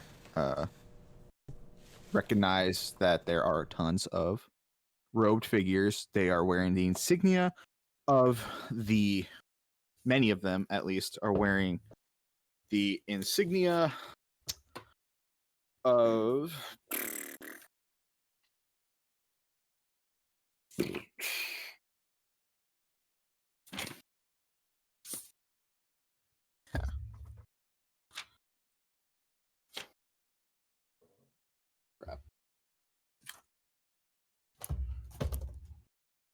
Surely somebody in the party took notes. No, Derek, you're the only one that takes notes for me, and I love you for it. I like to go to your page because I look at the notes section and I'm like, oh, look at this. It's hot. Anyway, the insignia of Nainron's School of Arcane, located in the capital, and the fighters are wearing sigils of and they're like students of various levels. Of course, you can go to the arcane school for hundreds of years and still not learn everything there is to know. Then the fighters of the Forsaken Dragon Tooth are posted like everywhere around town as guards. You got paid for you all got paid for your job by the captain, who was humiliated in front of you guys because she volunteered to work the Empire with Ness. Every guard seems to hate Ness, and you were informed that Ness is the son of the Grand Master of the School of Fighters, and that he abandoned the army and ran away. So all the guards hate him. Well, all the ones that know him. With them being a lot of these guys being younger, they don't typically recognize him, but some of the older ones do, and like all the higher up ones definitely know of him. she made no. She had only threatened that if she was ordered to chase down Ness, that she would, but she doesn't believe in predisposed destinies and forcing people to like do shit that they are quote unquote destined for if they don't want to. So she said, "I could care less." You all got paid 50 gold pieces for your job, which was a reduced amount because, which I mean, I guess you were gone for too. But when you guys were in the original dungeon, you were the only character to have touched and grabbed the Stone of Power. Your eyes had glossed over, and you were acting really weird. And you had, when you went back to the hotel, you went straight up to your room, and you had carved and started like carving into and writing all over the walls all kinds of symbols and equations and anything that you could remember in all kinds of languages that you didn't understand, some that you barely understood, and were trying to make connections on. And after the brief bout of sanity kind of subsided in the morning, you quickly gathered your notes. This was all like session 1 or 2. Would have quickly gathered your notes, and as they were all getting ready for lunch, and you left your room destroyed, like writing all over the walls, carved into the wood. So the Empire paid for its fix because the guy knew that you were working for them. He saw that you had taken up a job for them. You would recognize what little you could understand, and you can take those notes to different people of astute knowing. You would know that some of those they matched like the symbols on the prison cell. Like a lot of the symbols and stuff you were writing were like on the prison cell about the causation, relation, and impact of space-time, and how to potentially fuck with it. Got it. So that's, you basically destroyed that room. You have about everything that was written in that room on like paper with you. I'm sorry I never got around to talking with you about that. We just kept going. But so the payment was reduced as they paid to fix the room, and but not to worry, as your party was soon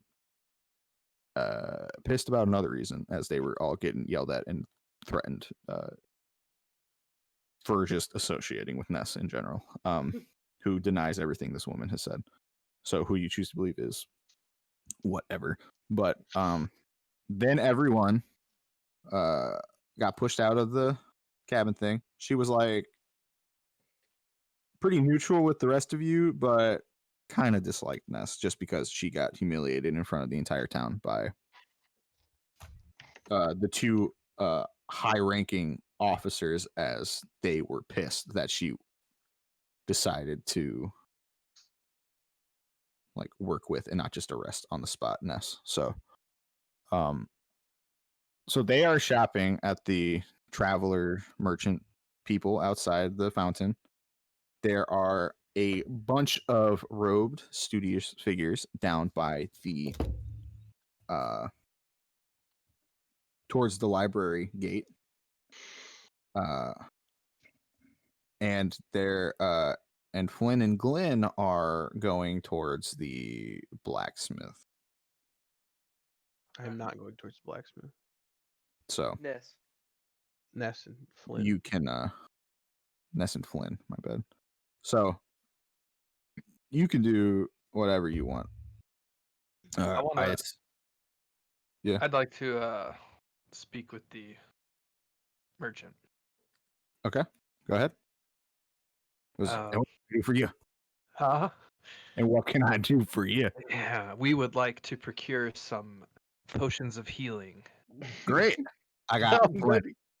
How many you want? I'll take 3 of them. Great. 150 gold pieces, please.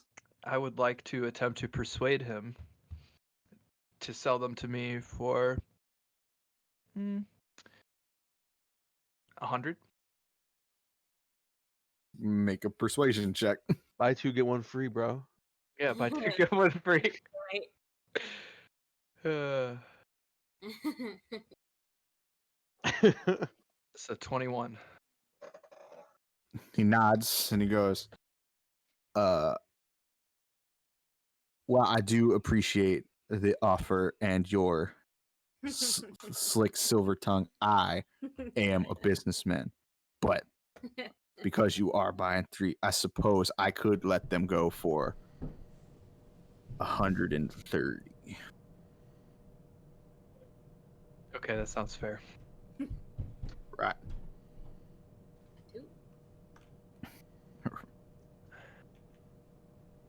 I'm gonna quickly gather up my potions and I'm gonna head off towards the blacksmith with the others. Okay. So, heading to the blacksmith. Flynn, Zerkix, Ness.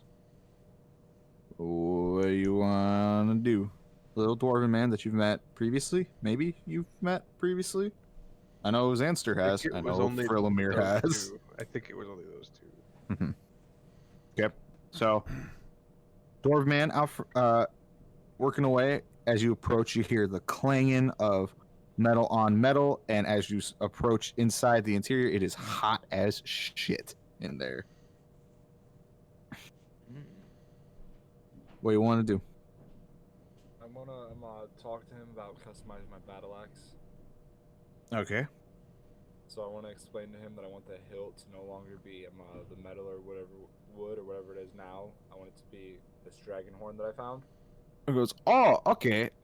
Yeah. Let me go ahead and see what a custom order. I like it. What about if I were to talk to these gentlemen first? Yours will take some time. And what can I do for you guys? Ness goes ahead and pulls out the dragon horn out of his bag and says, I would like this to be a call horn, honestly. He kind of looks and nods and goes, okay, like, you just want to be able to blow into this end here? Pretty much, yeah. Yeah, sure. I can do that for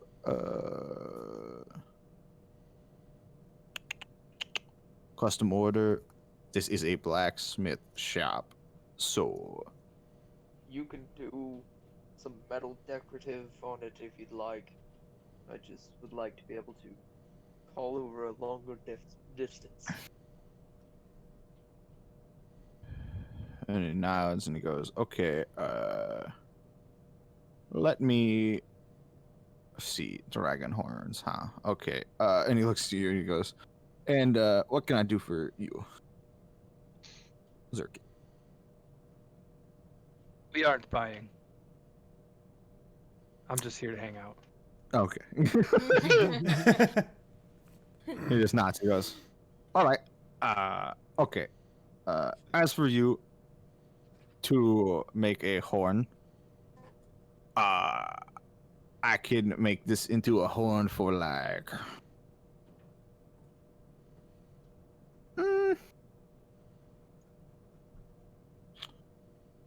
65 gold pieces and about, well, you know what? I could do it for about 50 gold. God damn it. I could do it for about 50 gold and a week or two's worth time of processing. Sounds fair. What about like a sword of some sort? I have swords. What do you have in those? What do you have that would fit me nicely? Well, I have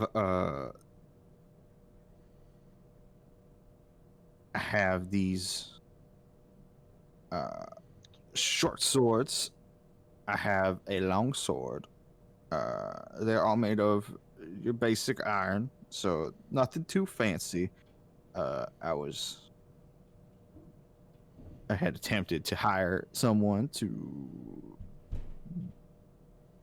get me better supplies, but they have yet to come around. So I guess I got my basic irons for now. I got an iron sword, iron long sword, and an iron scimitar. Or perhaps crushing skulls is what you're into. I do have a warhammer. Oh. Let's take a look at that long sword, why don't we? Okay. And as he hands it off and like shows it to you, it is your basic longsword. Nothing too fancy. Very very good, but very generic craftsmanship. It looks to be about it would do like 1d6 damage. Nothing too fancy, just a basic sword. Can I get you to put whatever you were thinking from the horn, kind of match it up with the sword in some way, and maybe make some sort of deal for the pair? For the pair, I could. For the pair and for customization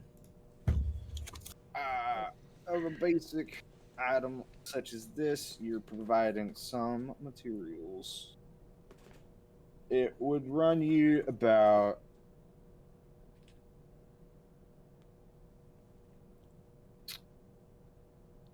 $75 gold pieces and about 3 weeks of work time.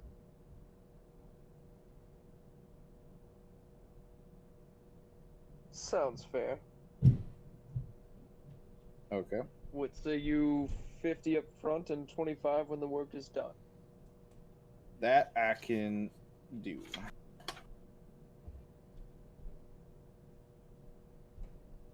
So you trade him off? He hands you Yep. 50 gold, or you hand him 50 gold. Goes, I'll get right on this. And about your customization, friend. Yes. What all were you looking to do? I want to turn my hilt into the dragon horn, like the whole middle part of the axe. Then I want you to carve out a hole on the head of the axe where I can insert these claws, and I show him the claws. He looks at it and goes, that I can do, I believe. What will it run me? For the custom item of with all parts provided, it could run you, I mean, you're providing everything, right? I just have to do the work. Yep. Yeah, I can replace this for about 25 gold pieces. I mean, you gave me everything already. So, 25 on the customization. Nothing out of my pocket or supplies. Yeah. 25 gold to run you. Ness throws 15 down and looks at Flynn and says, "Thanks for showing me this place." Throwing them down for me? Yeah, Fuck, he's the rich I'll one. put 15 down for you. And I'll pay the other 10, I'll say no problem. Okay. Well, I could have the battle axe done in 2 to 3 days. Shouldn't be too long on the mill. And he looks around. And he's like, "We do projects." He goes, I might have all you guys' work done a bit sooner with all this new resource in. I'm gonna go hire some help, and I might be able to get this done for you guys even quicker. It will take about 3 days for the axe. I might be able to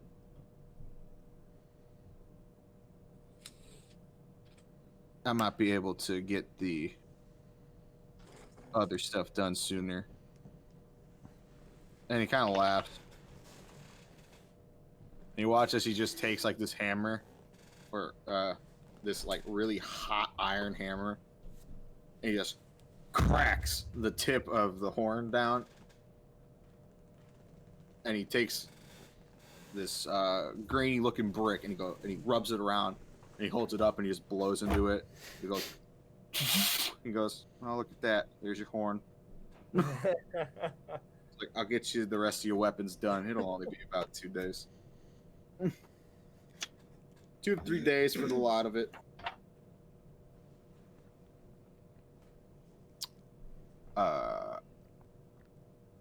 Anything you wanted to do?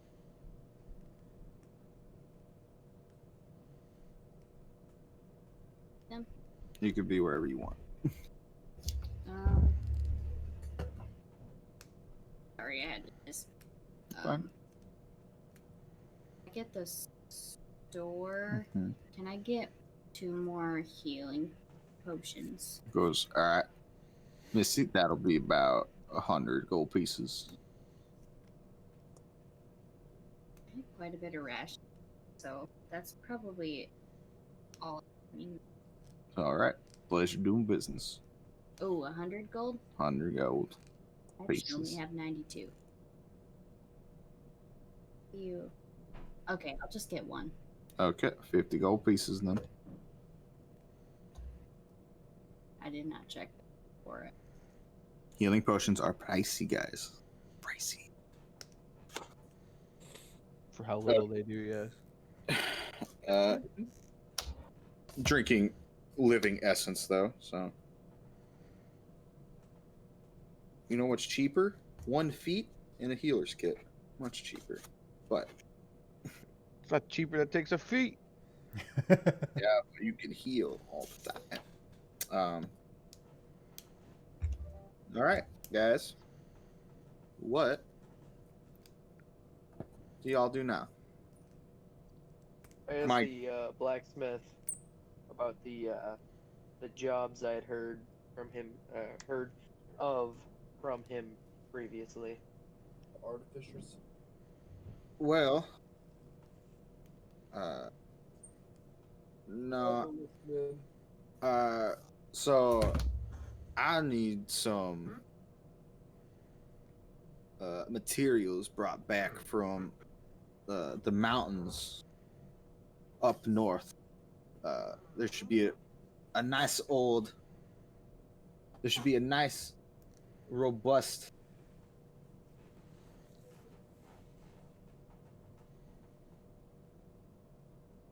mining thorpe outside of the Shugtar peaks up towards the north, like you're going to the capital.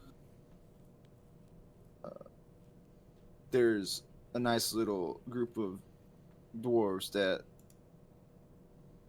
I buy a lot of my resources from, but I haven't been able to send anyone out as of late. I could really use the help acquiring of the materials from there so that I could make bigger, better items down here without having to travel all the way up there myself or trying to travel to the ports of Bow Creek to get supplies for this tiny little town. But if we're gonna be this busy all the time, with all these folks running around the needing their swords and such fixed up, then I definitely need some more supplies. You want pay to you touch good. on the like on the topics again, just real quick. Last thing I got was material from the mountains up north. My Shuktar, friend Twin froze up. Peaks. There's a little dwarven Thorpe, which is like smaller than a village, or a town. Even it's very small, probably about 5 or 6 houses of living people. There's a little mine that a bunch of dwarven people use there, and sell out to some of the smaller towns. And he normally gets his supply from there.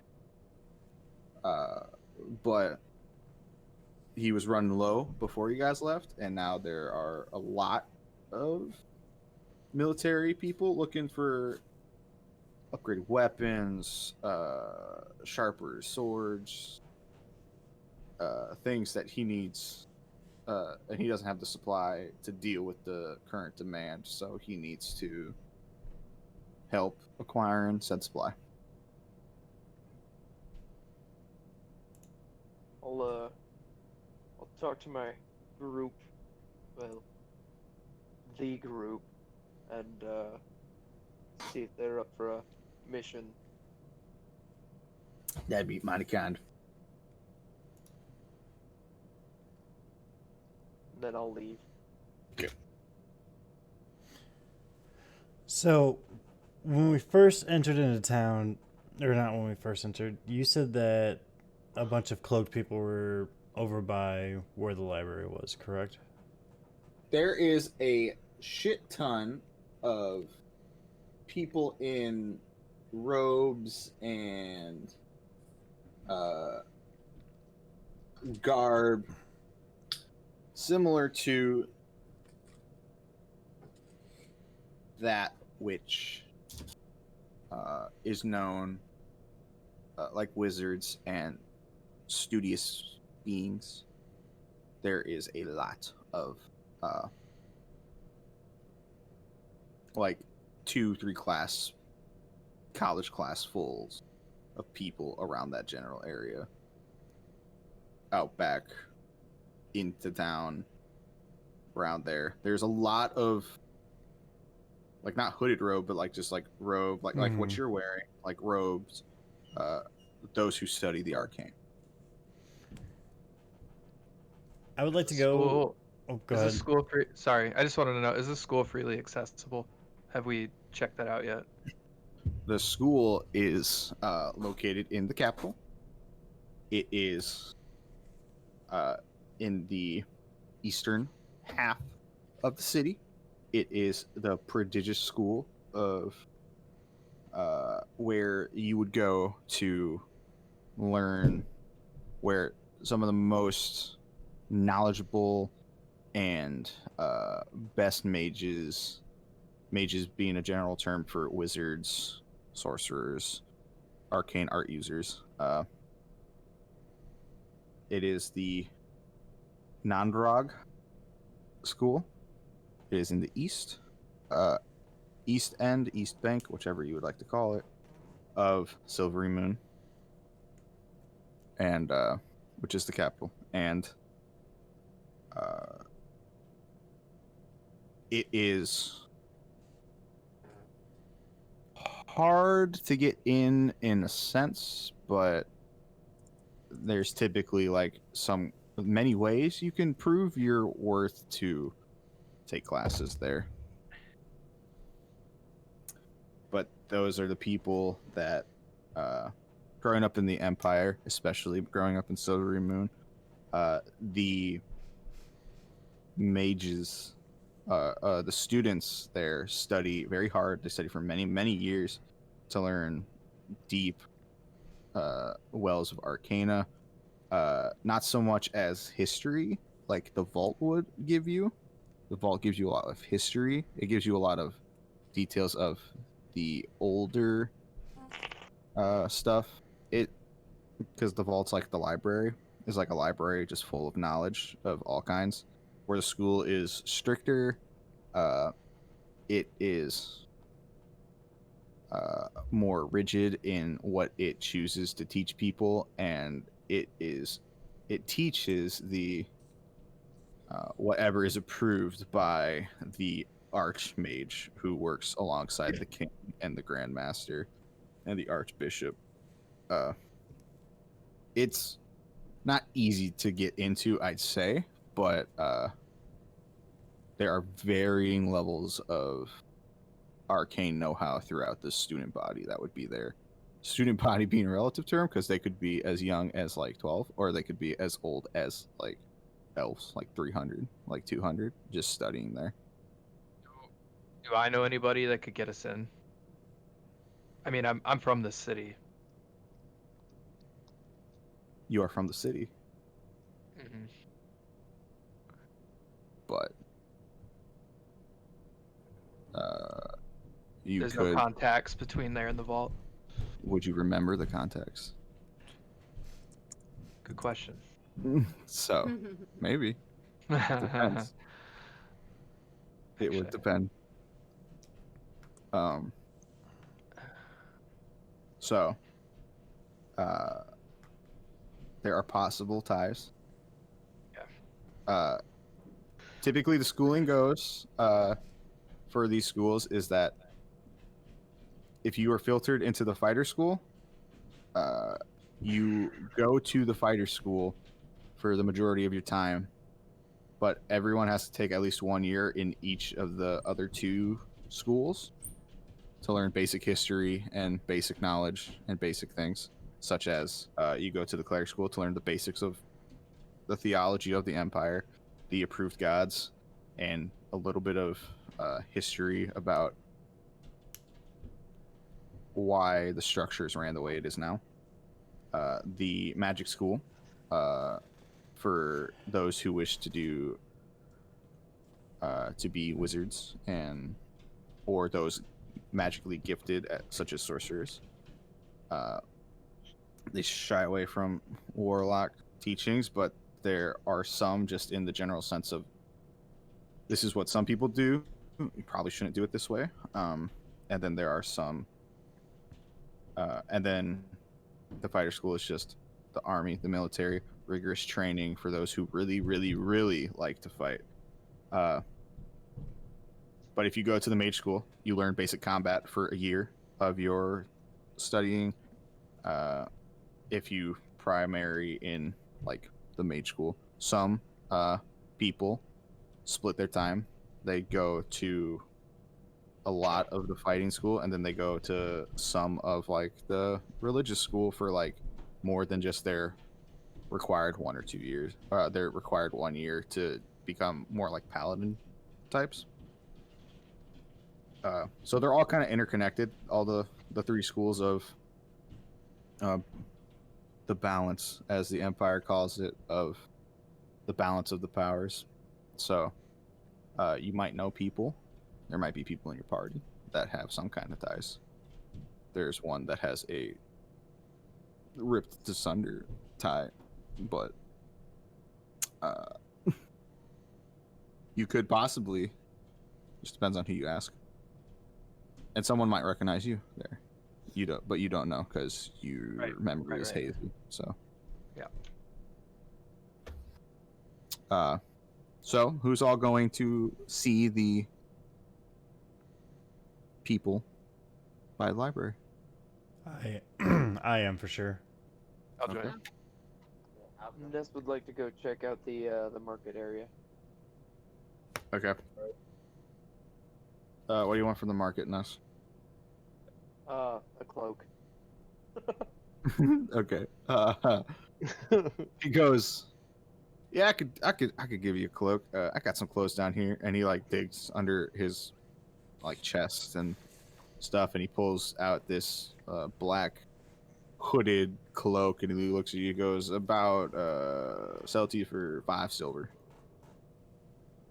Now, is there any way that's reversible, like one color on the outside and then another color on the inside? That Flip around if need be. that sounds like a custom job. You'd have to ask about. I just sell the basics of what I got here. Well, for 5 silver, I'll take it and see if I can get it customized. Okay. Go ahead and mark that off. Okay, so as you travel down through the town, you all start edging towards the end of Sirencaster, past the living spaces, and towards what once was a library, or so thought to be. And you, as you're approaching, you just see like tons of these people like chattering back and forth real excitedly. Some of them are like looking all around. They're in like huddled groups, like discussing different ideas, different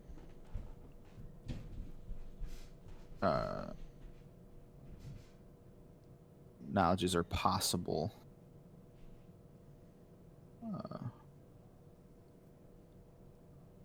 Outcomes of what they've been brought here to study. As you approach, you are quickly stopped by, as you are you trying to just push through to go to the library, or what are you doing? Just gathering info, or I'm just gathering info, kind of seeing what they're there for. are you just gonna talk to some of the students or whatever? Pretty much. Okay. So you start talking to some of the students. Kind of eye you at first.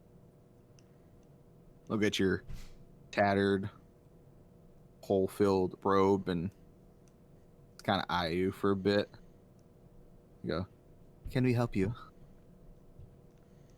Yeah. Just kind of curious as to what y'all doing here. We've been gone for a couple of days, and y'all just appeared out of nowhere. We have been brought here by the studious Caesar Nathi to do some research into the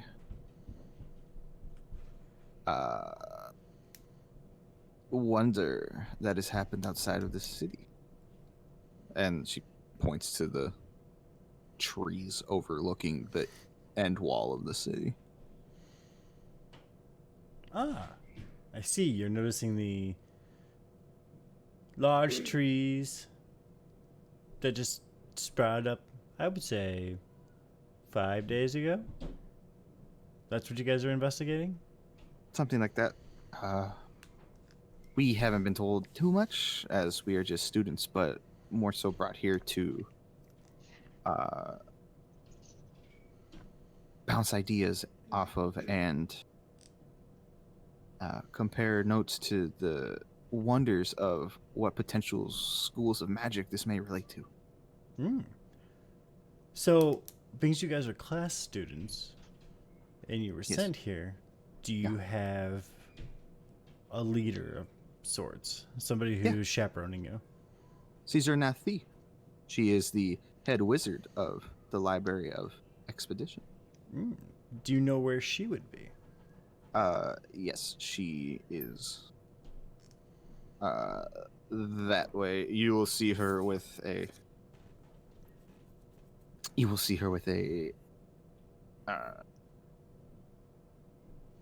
with an older human with long braided gray hair. He is Letholis de Bolbeck. He is her personal guard. Ah, Well, is there any way you would be willing to escort me over there so we can have a little chit chat?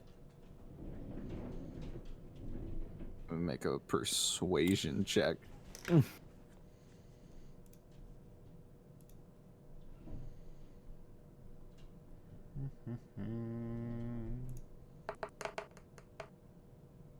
16. She kind of looks around. She goes, yeah, sure. I'm sure there's no harm in it. Just you, or she looks to the people tailing you.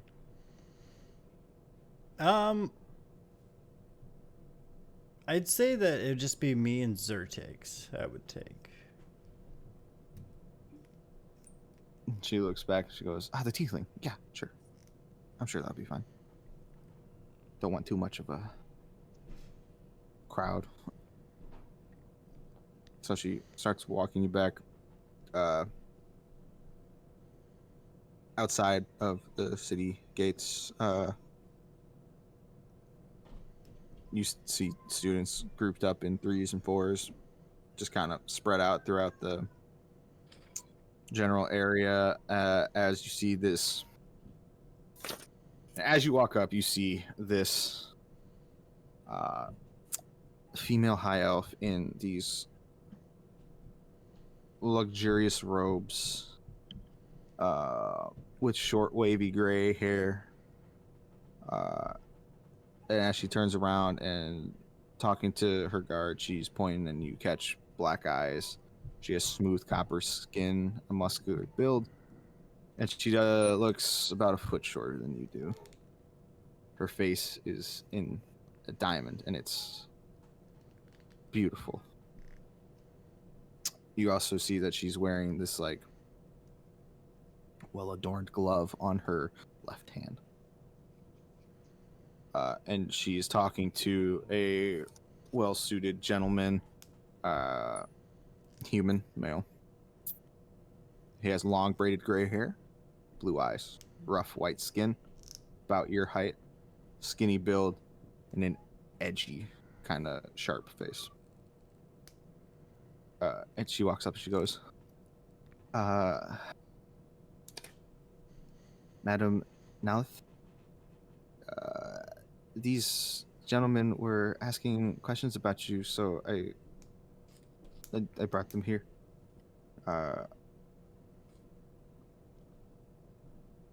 She looks her up and down. She goes, oh, okay, yeah. She goes, thank you, Bethany. I will see to it right away. You are just my favorite student. And she like bounces away, and her face goes from this warm like motherly smile, and it like just straightens up, stiffens. She goes, yes, can I help you?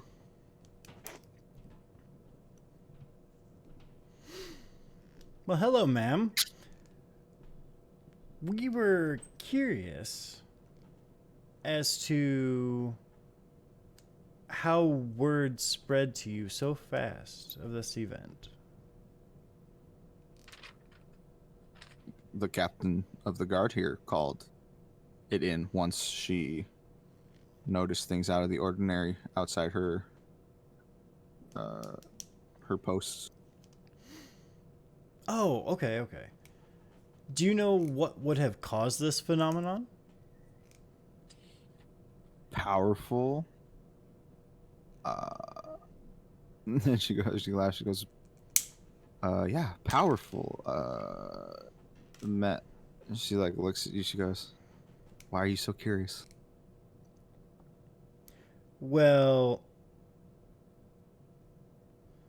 we're just trying to get some information along with the fact of when we first came upon the city, this wasn't here.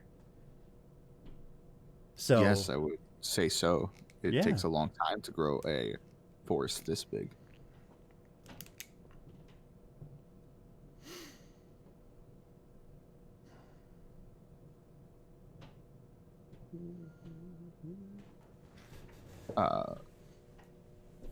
No. I'm sorry. We've been sent here with very important work. And you look like a very intelligent man, but I do not know what I could discuss pertaining to this. All knowledge and research of this belongs to the school of Arcana. I see. So have you found the library yet? The rubble behind us, yes. No, what's inside? It is rubble. But it wasn't. Mm-hmm. What if I told you that we could potentially have a quid pro quo here, and I can tell you what could have happened in said location? First, make a perception check. Okay. Did I roll one too? Yeah, you can. 20. Yep.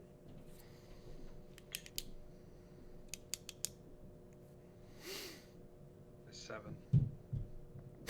Such a sad face. Not my You- favorite. You see, well, first off, you see that she is wearing a very beautiful necklace and a symbol around her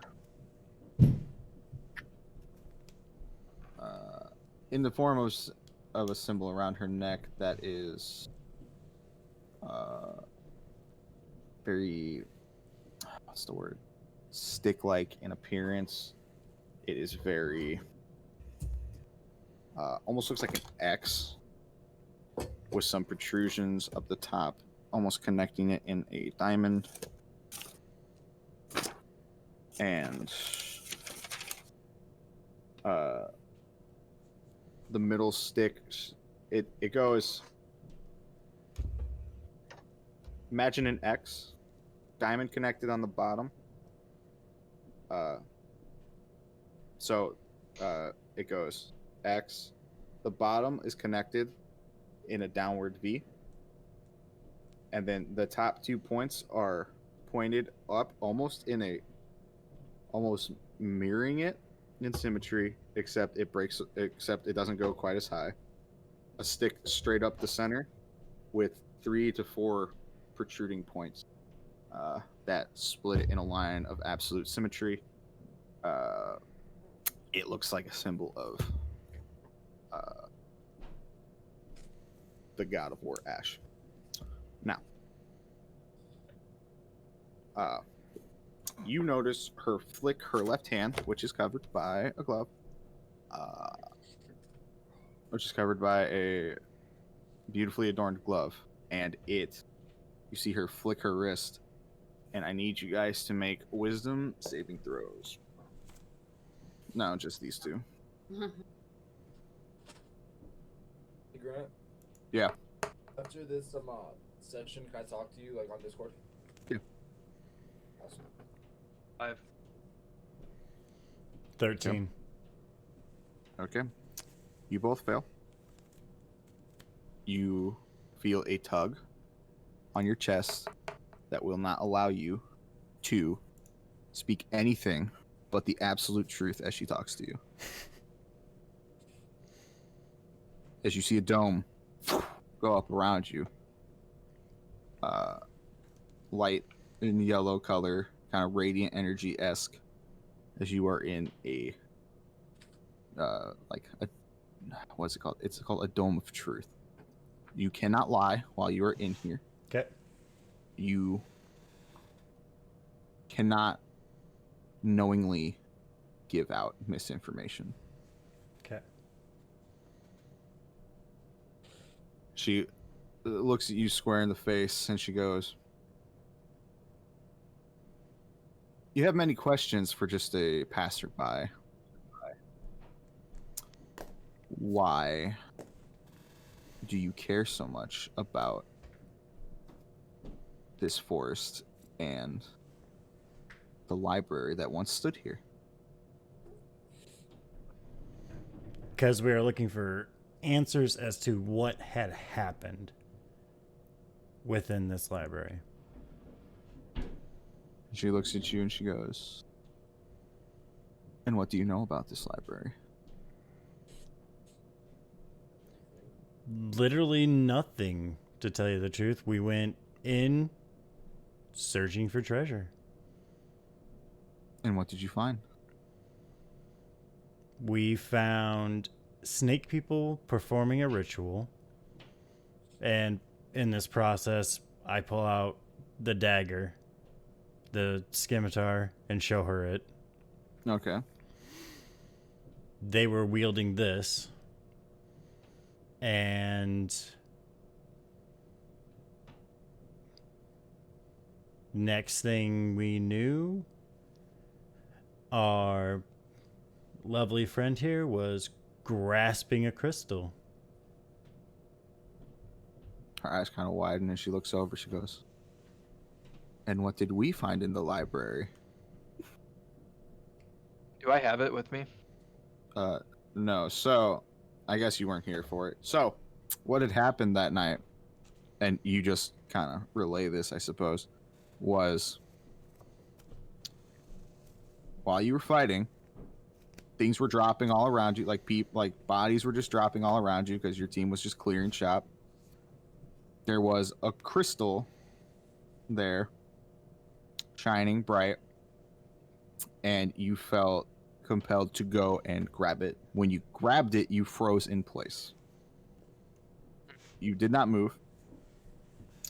While they searched the rest of the place, you were just still looking into this thing, eyes wide, taking in whatever it was giving to you, which was all of this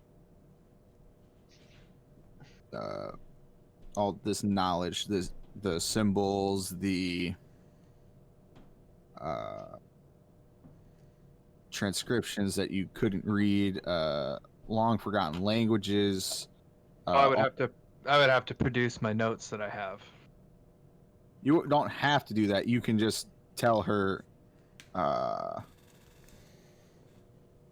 You can just say along the lines of like,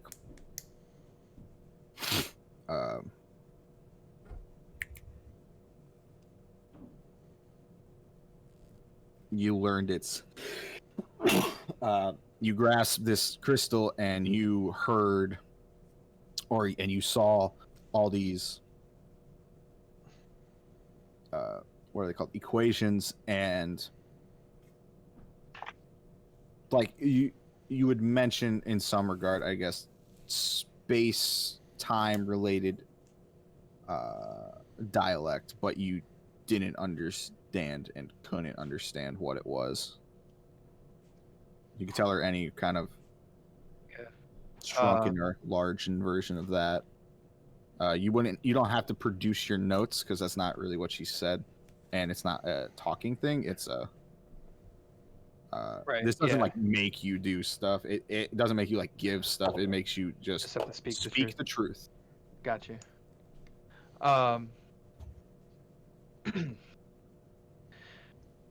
We do not know what we discovered. We saw many things related to space-time and the probability of being able to alter it.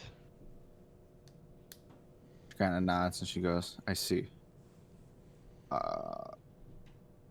She goes, "I am well versed in the intricacies and studies of time-related magic myself, and trying to get back to powers we once had." And she kind of looks and gestures over to the forest and she goes, "I believe this may be related. Thank you for speaking your truths." And as she does that, she kind of closes her hands and you feel like the tugging and the pull and everything kind of leave your chest. You very much are aware that you were just charmed or imposed upon. Yeah, I don't like her. And she goes, I'm terribly sorry for that, but Yeah, some dirty with shit. knowledge such as this, we can't just let anyone try to deceive us when we are this close to such great things.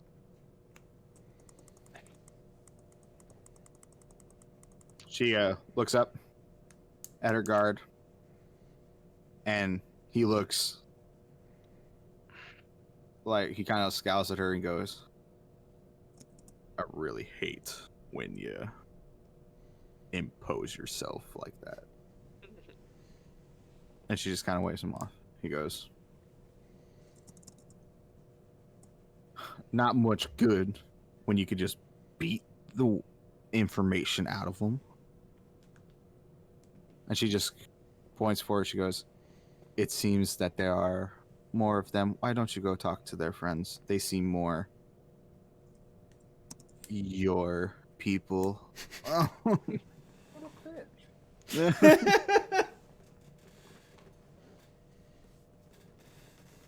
So he walks off towards your group of strong-armed, burly boys that are standing in the gateway of town looking at you guys.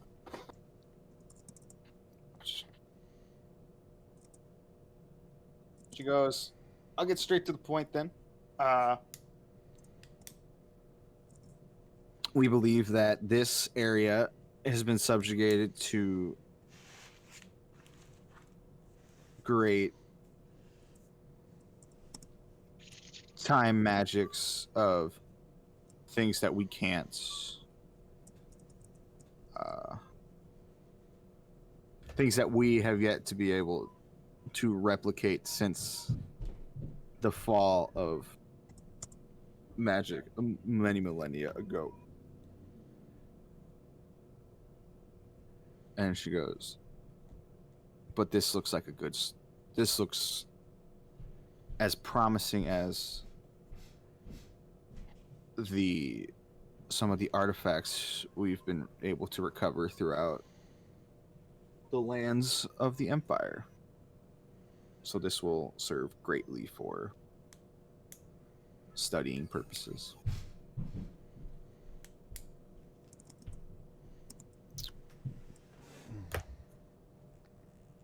As she continues her story with you guys, and talking to you about the various possibilities of time magic and how unfeasible it is in the current age of Arcana, that before the great shift in magic, that the mages used to be able to use stones and other things to impart as and impose these kind of time bubbles throughout the random parts of the world, and that they were able to either, when you were in them, they were able to either rapidly speed time to where every day outside of the bubble would be weeks, years, months inside the bubble, or the opposite way, where an hour or a day outside would only be an hour inside. But it has been very hard, if not impossible, to replicate since the weave was destroyed and rebuilt so many years ago. She says that this is close to the artifacts used in the wondrous age of the occult, and we have been trying so desperately to replicate it for so many years. While she's talking to you about this, as she feels that she can trust you a little bit, and she is not a bullshitter and likes to get right to the fucking point, doesn't like to waste her time, but as you were truthful with her, even if it was by force. You imparted some good information and direction that they were heading towards where they wanted to be. While that's going on, Bolbeck walks up to the rest of you, and he goes, "Well, what do we have here? Seems like we got quite the ragtag of big, strong fighters, I see." And he looks up and down.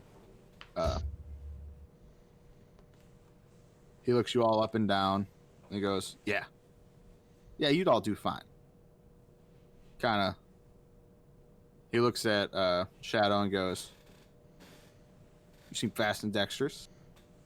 Looks at Ness and goes, you could use work, I'm sure. He's like, but regardless, he goes, you lot, and he points to Flynn, Glenn, and Xanster. He goes, you would be mighty fine contestants in the grand melee that takes place at the turn of the month up in the capital. Grand Melee. Grand Melee. Never heard of the Grand Melee? Never heard of the Grand Melee. He goes, oh, let me tell you, friend. Every year, every school year, the Forsaken Dragontooth holds its Grand Melee. It gathers all of the best fighters through the Empire. Anyone can participate. And depending on the category you choose, you could go into a giant maze where you fight everyone else off, and the winner is awarded astute prizes and glory throughout the Empire.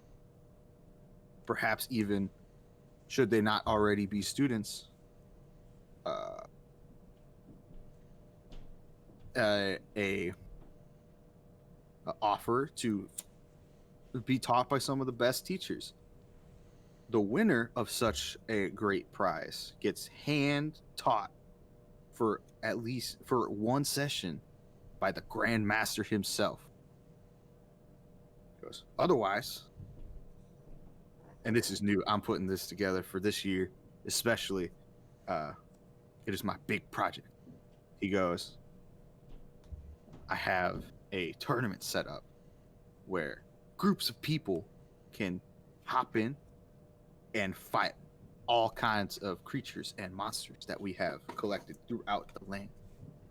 And they will be able to fight for similar prizes, glory, and honor of the Empire. And there will be great things to come out of whoever would win such a match. It'll be a few rounds until whoever is left standing. And then perhaps if we have two teams that refuse to go down, perhaps they'll just go at each other to see who would win in an ultimate contest. Remember, towards the end of the month, when Myrtle turns into Kiththorn, Grand Melee commence. Not to mention the rest of the festival that happens around that time of year throughout the entire capital. Oh, it's a great time. You come. Enjoy it. I'm in. Okay. Sold. Oh! You had me at Melee. Goes, well, that's great. Yes, more groups. It's like, now all I have to do is get another group or two, and I think that this would be the best year we had yet of the festival. And he looks real excited. He's like brimming. You could tell by like the way he was saying it that he's been like trying to get people in on this, but as his job, as his current placement, he's surrounded by not so fighters. So he's like real excited to Actuals. talk. Intellectuals. Where's my Really excited. monkey-brained fellows? Really excited to talk about combat and getting this whole thing set up. And he kind of let me see real quick. Oops.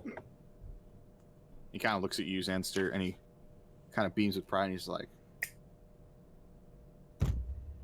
"You're Zanster, the champion of the arena. Of course you have to come to my melee tournament." And of course, I'll be there. Goes, fantastic. And he like takes out this scroll that has like all the details that he had just told you, and he slips into your hand and he shakes your hand like two hands, and he goes, "Yes." He's like, "It will be a great day indeed." He's like, "Perhaps we'll meet in the arena." And he goes, "Can't wait." And he like darts off, super excited, like schoolgirl meeting their celebrity excited.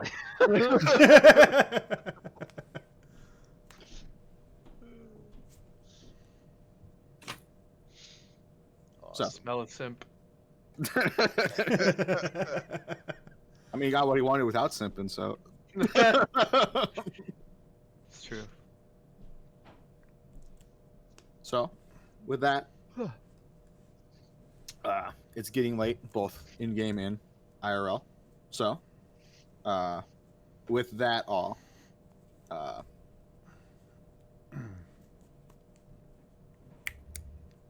you guys got into town. Not late, but later in the day. We're all just exploring and talking around and seeing what's what and what's up. You guys gonna find your way back to hell? You guys gonna camp out?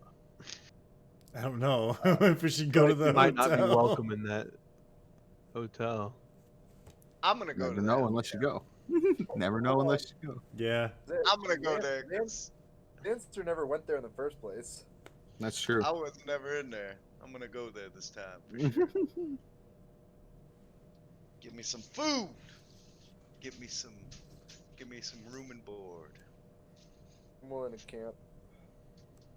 Okay. I'm definitely not going back.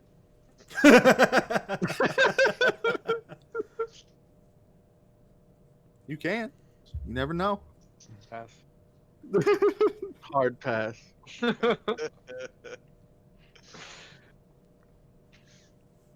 Okay. I'm ashamed of myself.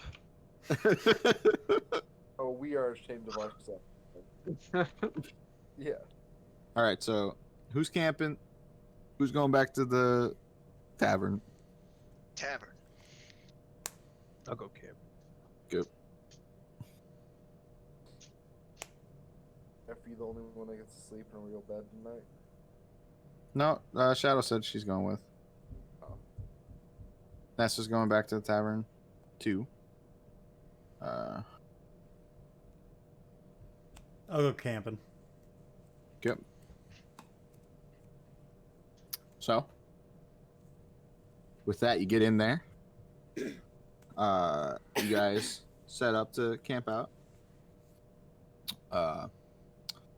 Ness, Shadow, and Zanster go to the tavern. Do you drink? Do you just go get a room? Do you... What do you do? At the tavern. Food, drink. For sure. Okay. And as you guys walk in to start to get your food and drink, as you guys walk in, that's where we'll pick up next week with you guys walking in to the tavern, seeing what's what. Kick it. Cool Yep, yep. beans.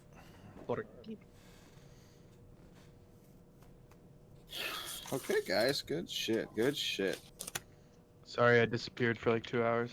Hey, man, you're good. I Same. had to be a dad.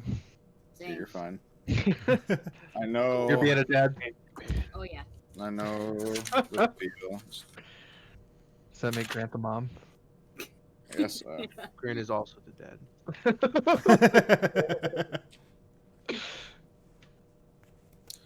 All right, guys. Good shit. Good shit. RP session. Forget Like it. You learn some things. Walking simulator.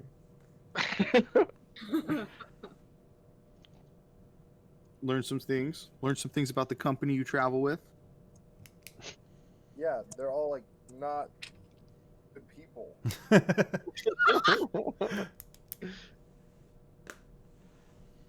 You don't know if they're not good. Only 2 of us. One of you guys writes on walls and thinks that there's multiple of them. To be fair, he touched a glowing stone that Yeah. watched someone turn a man to pulp for. So, by ripping through his sternum. So, Oh, you know, I'm inhabited by an angel. Really? You don't know. you don't know. You Could just make be. assumptions. Way to be a bigot.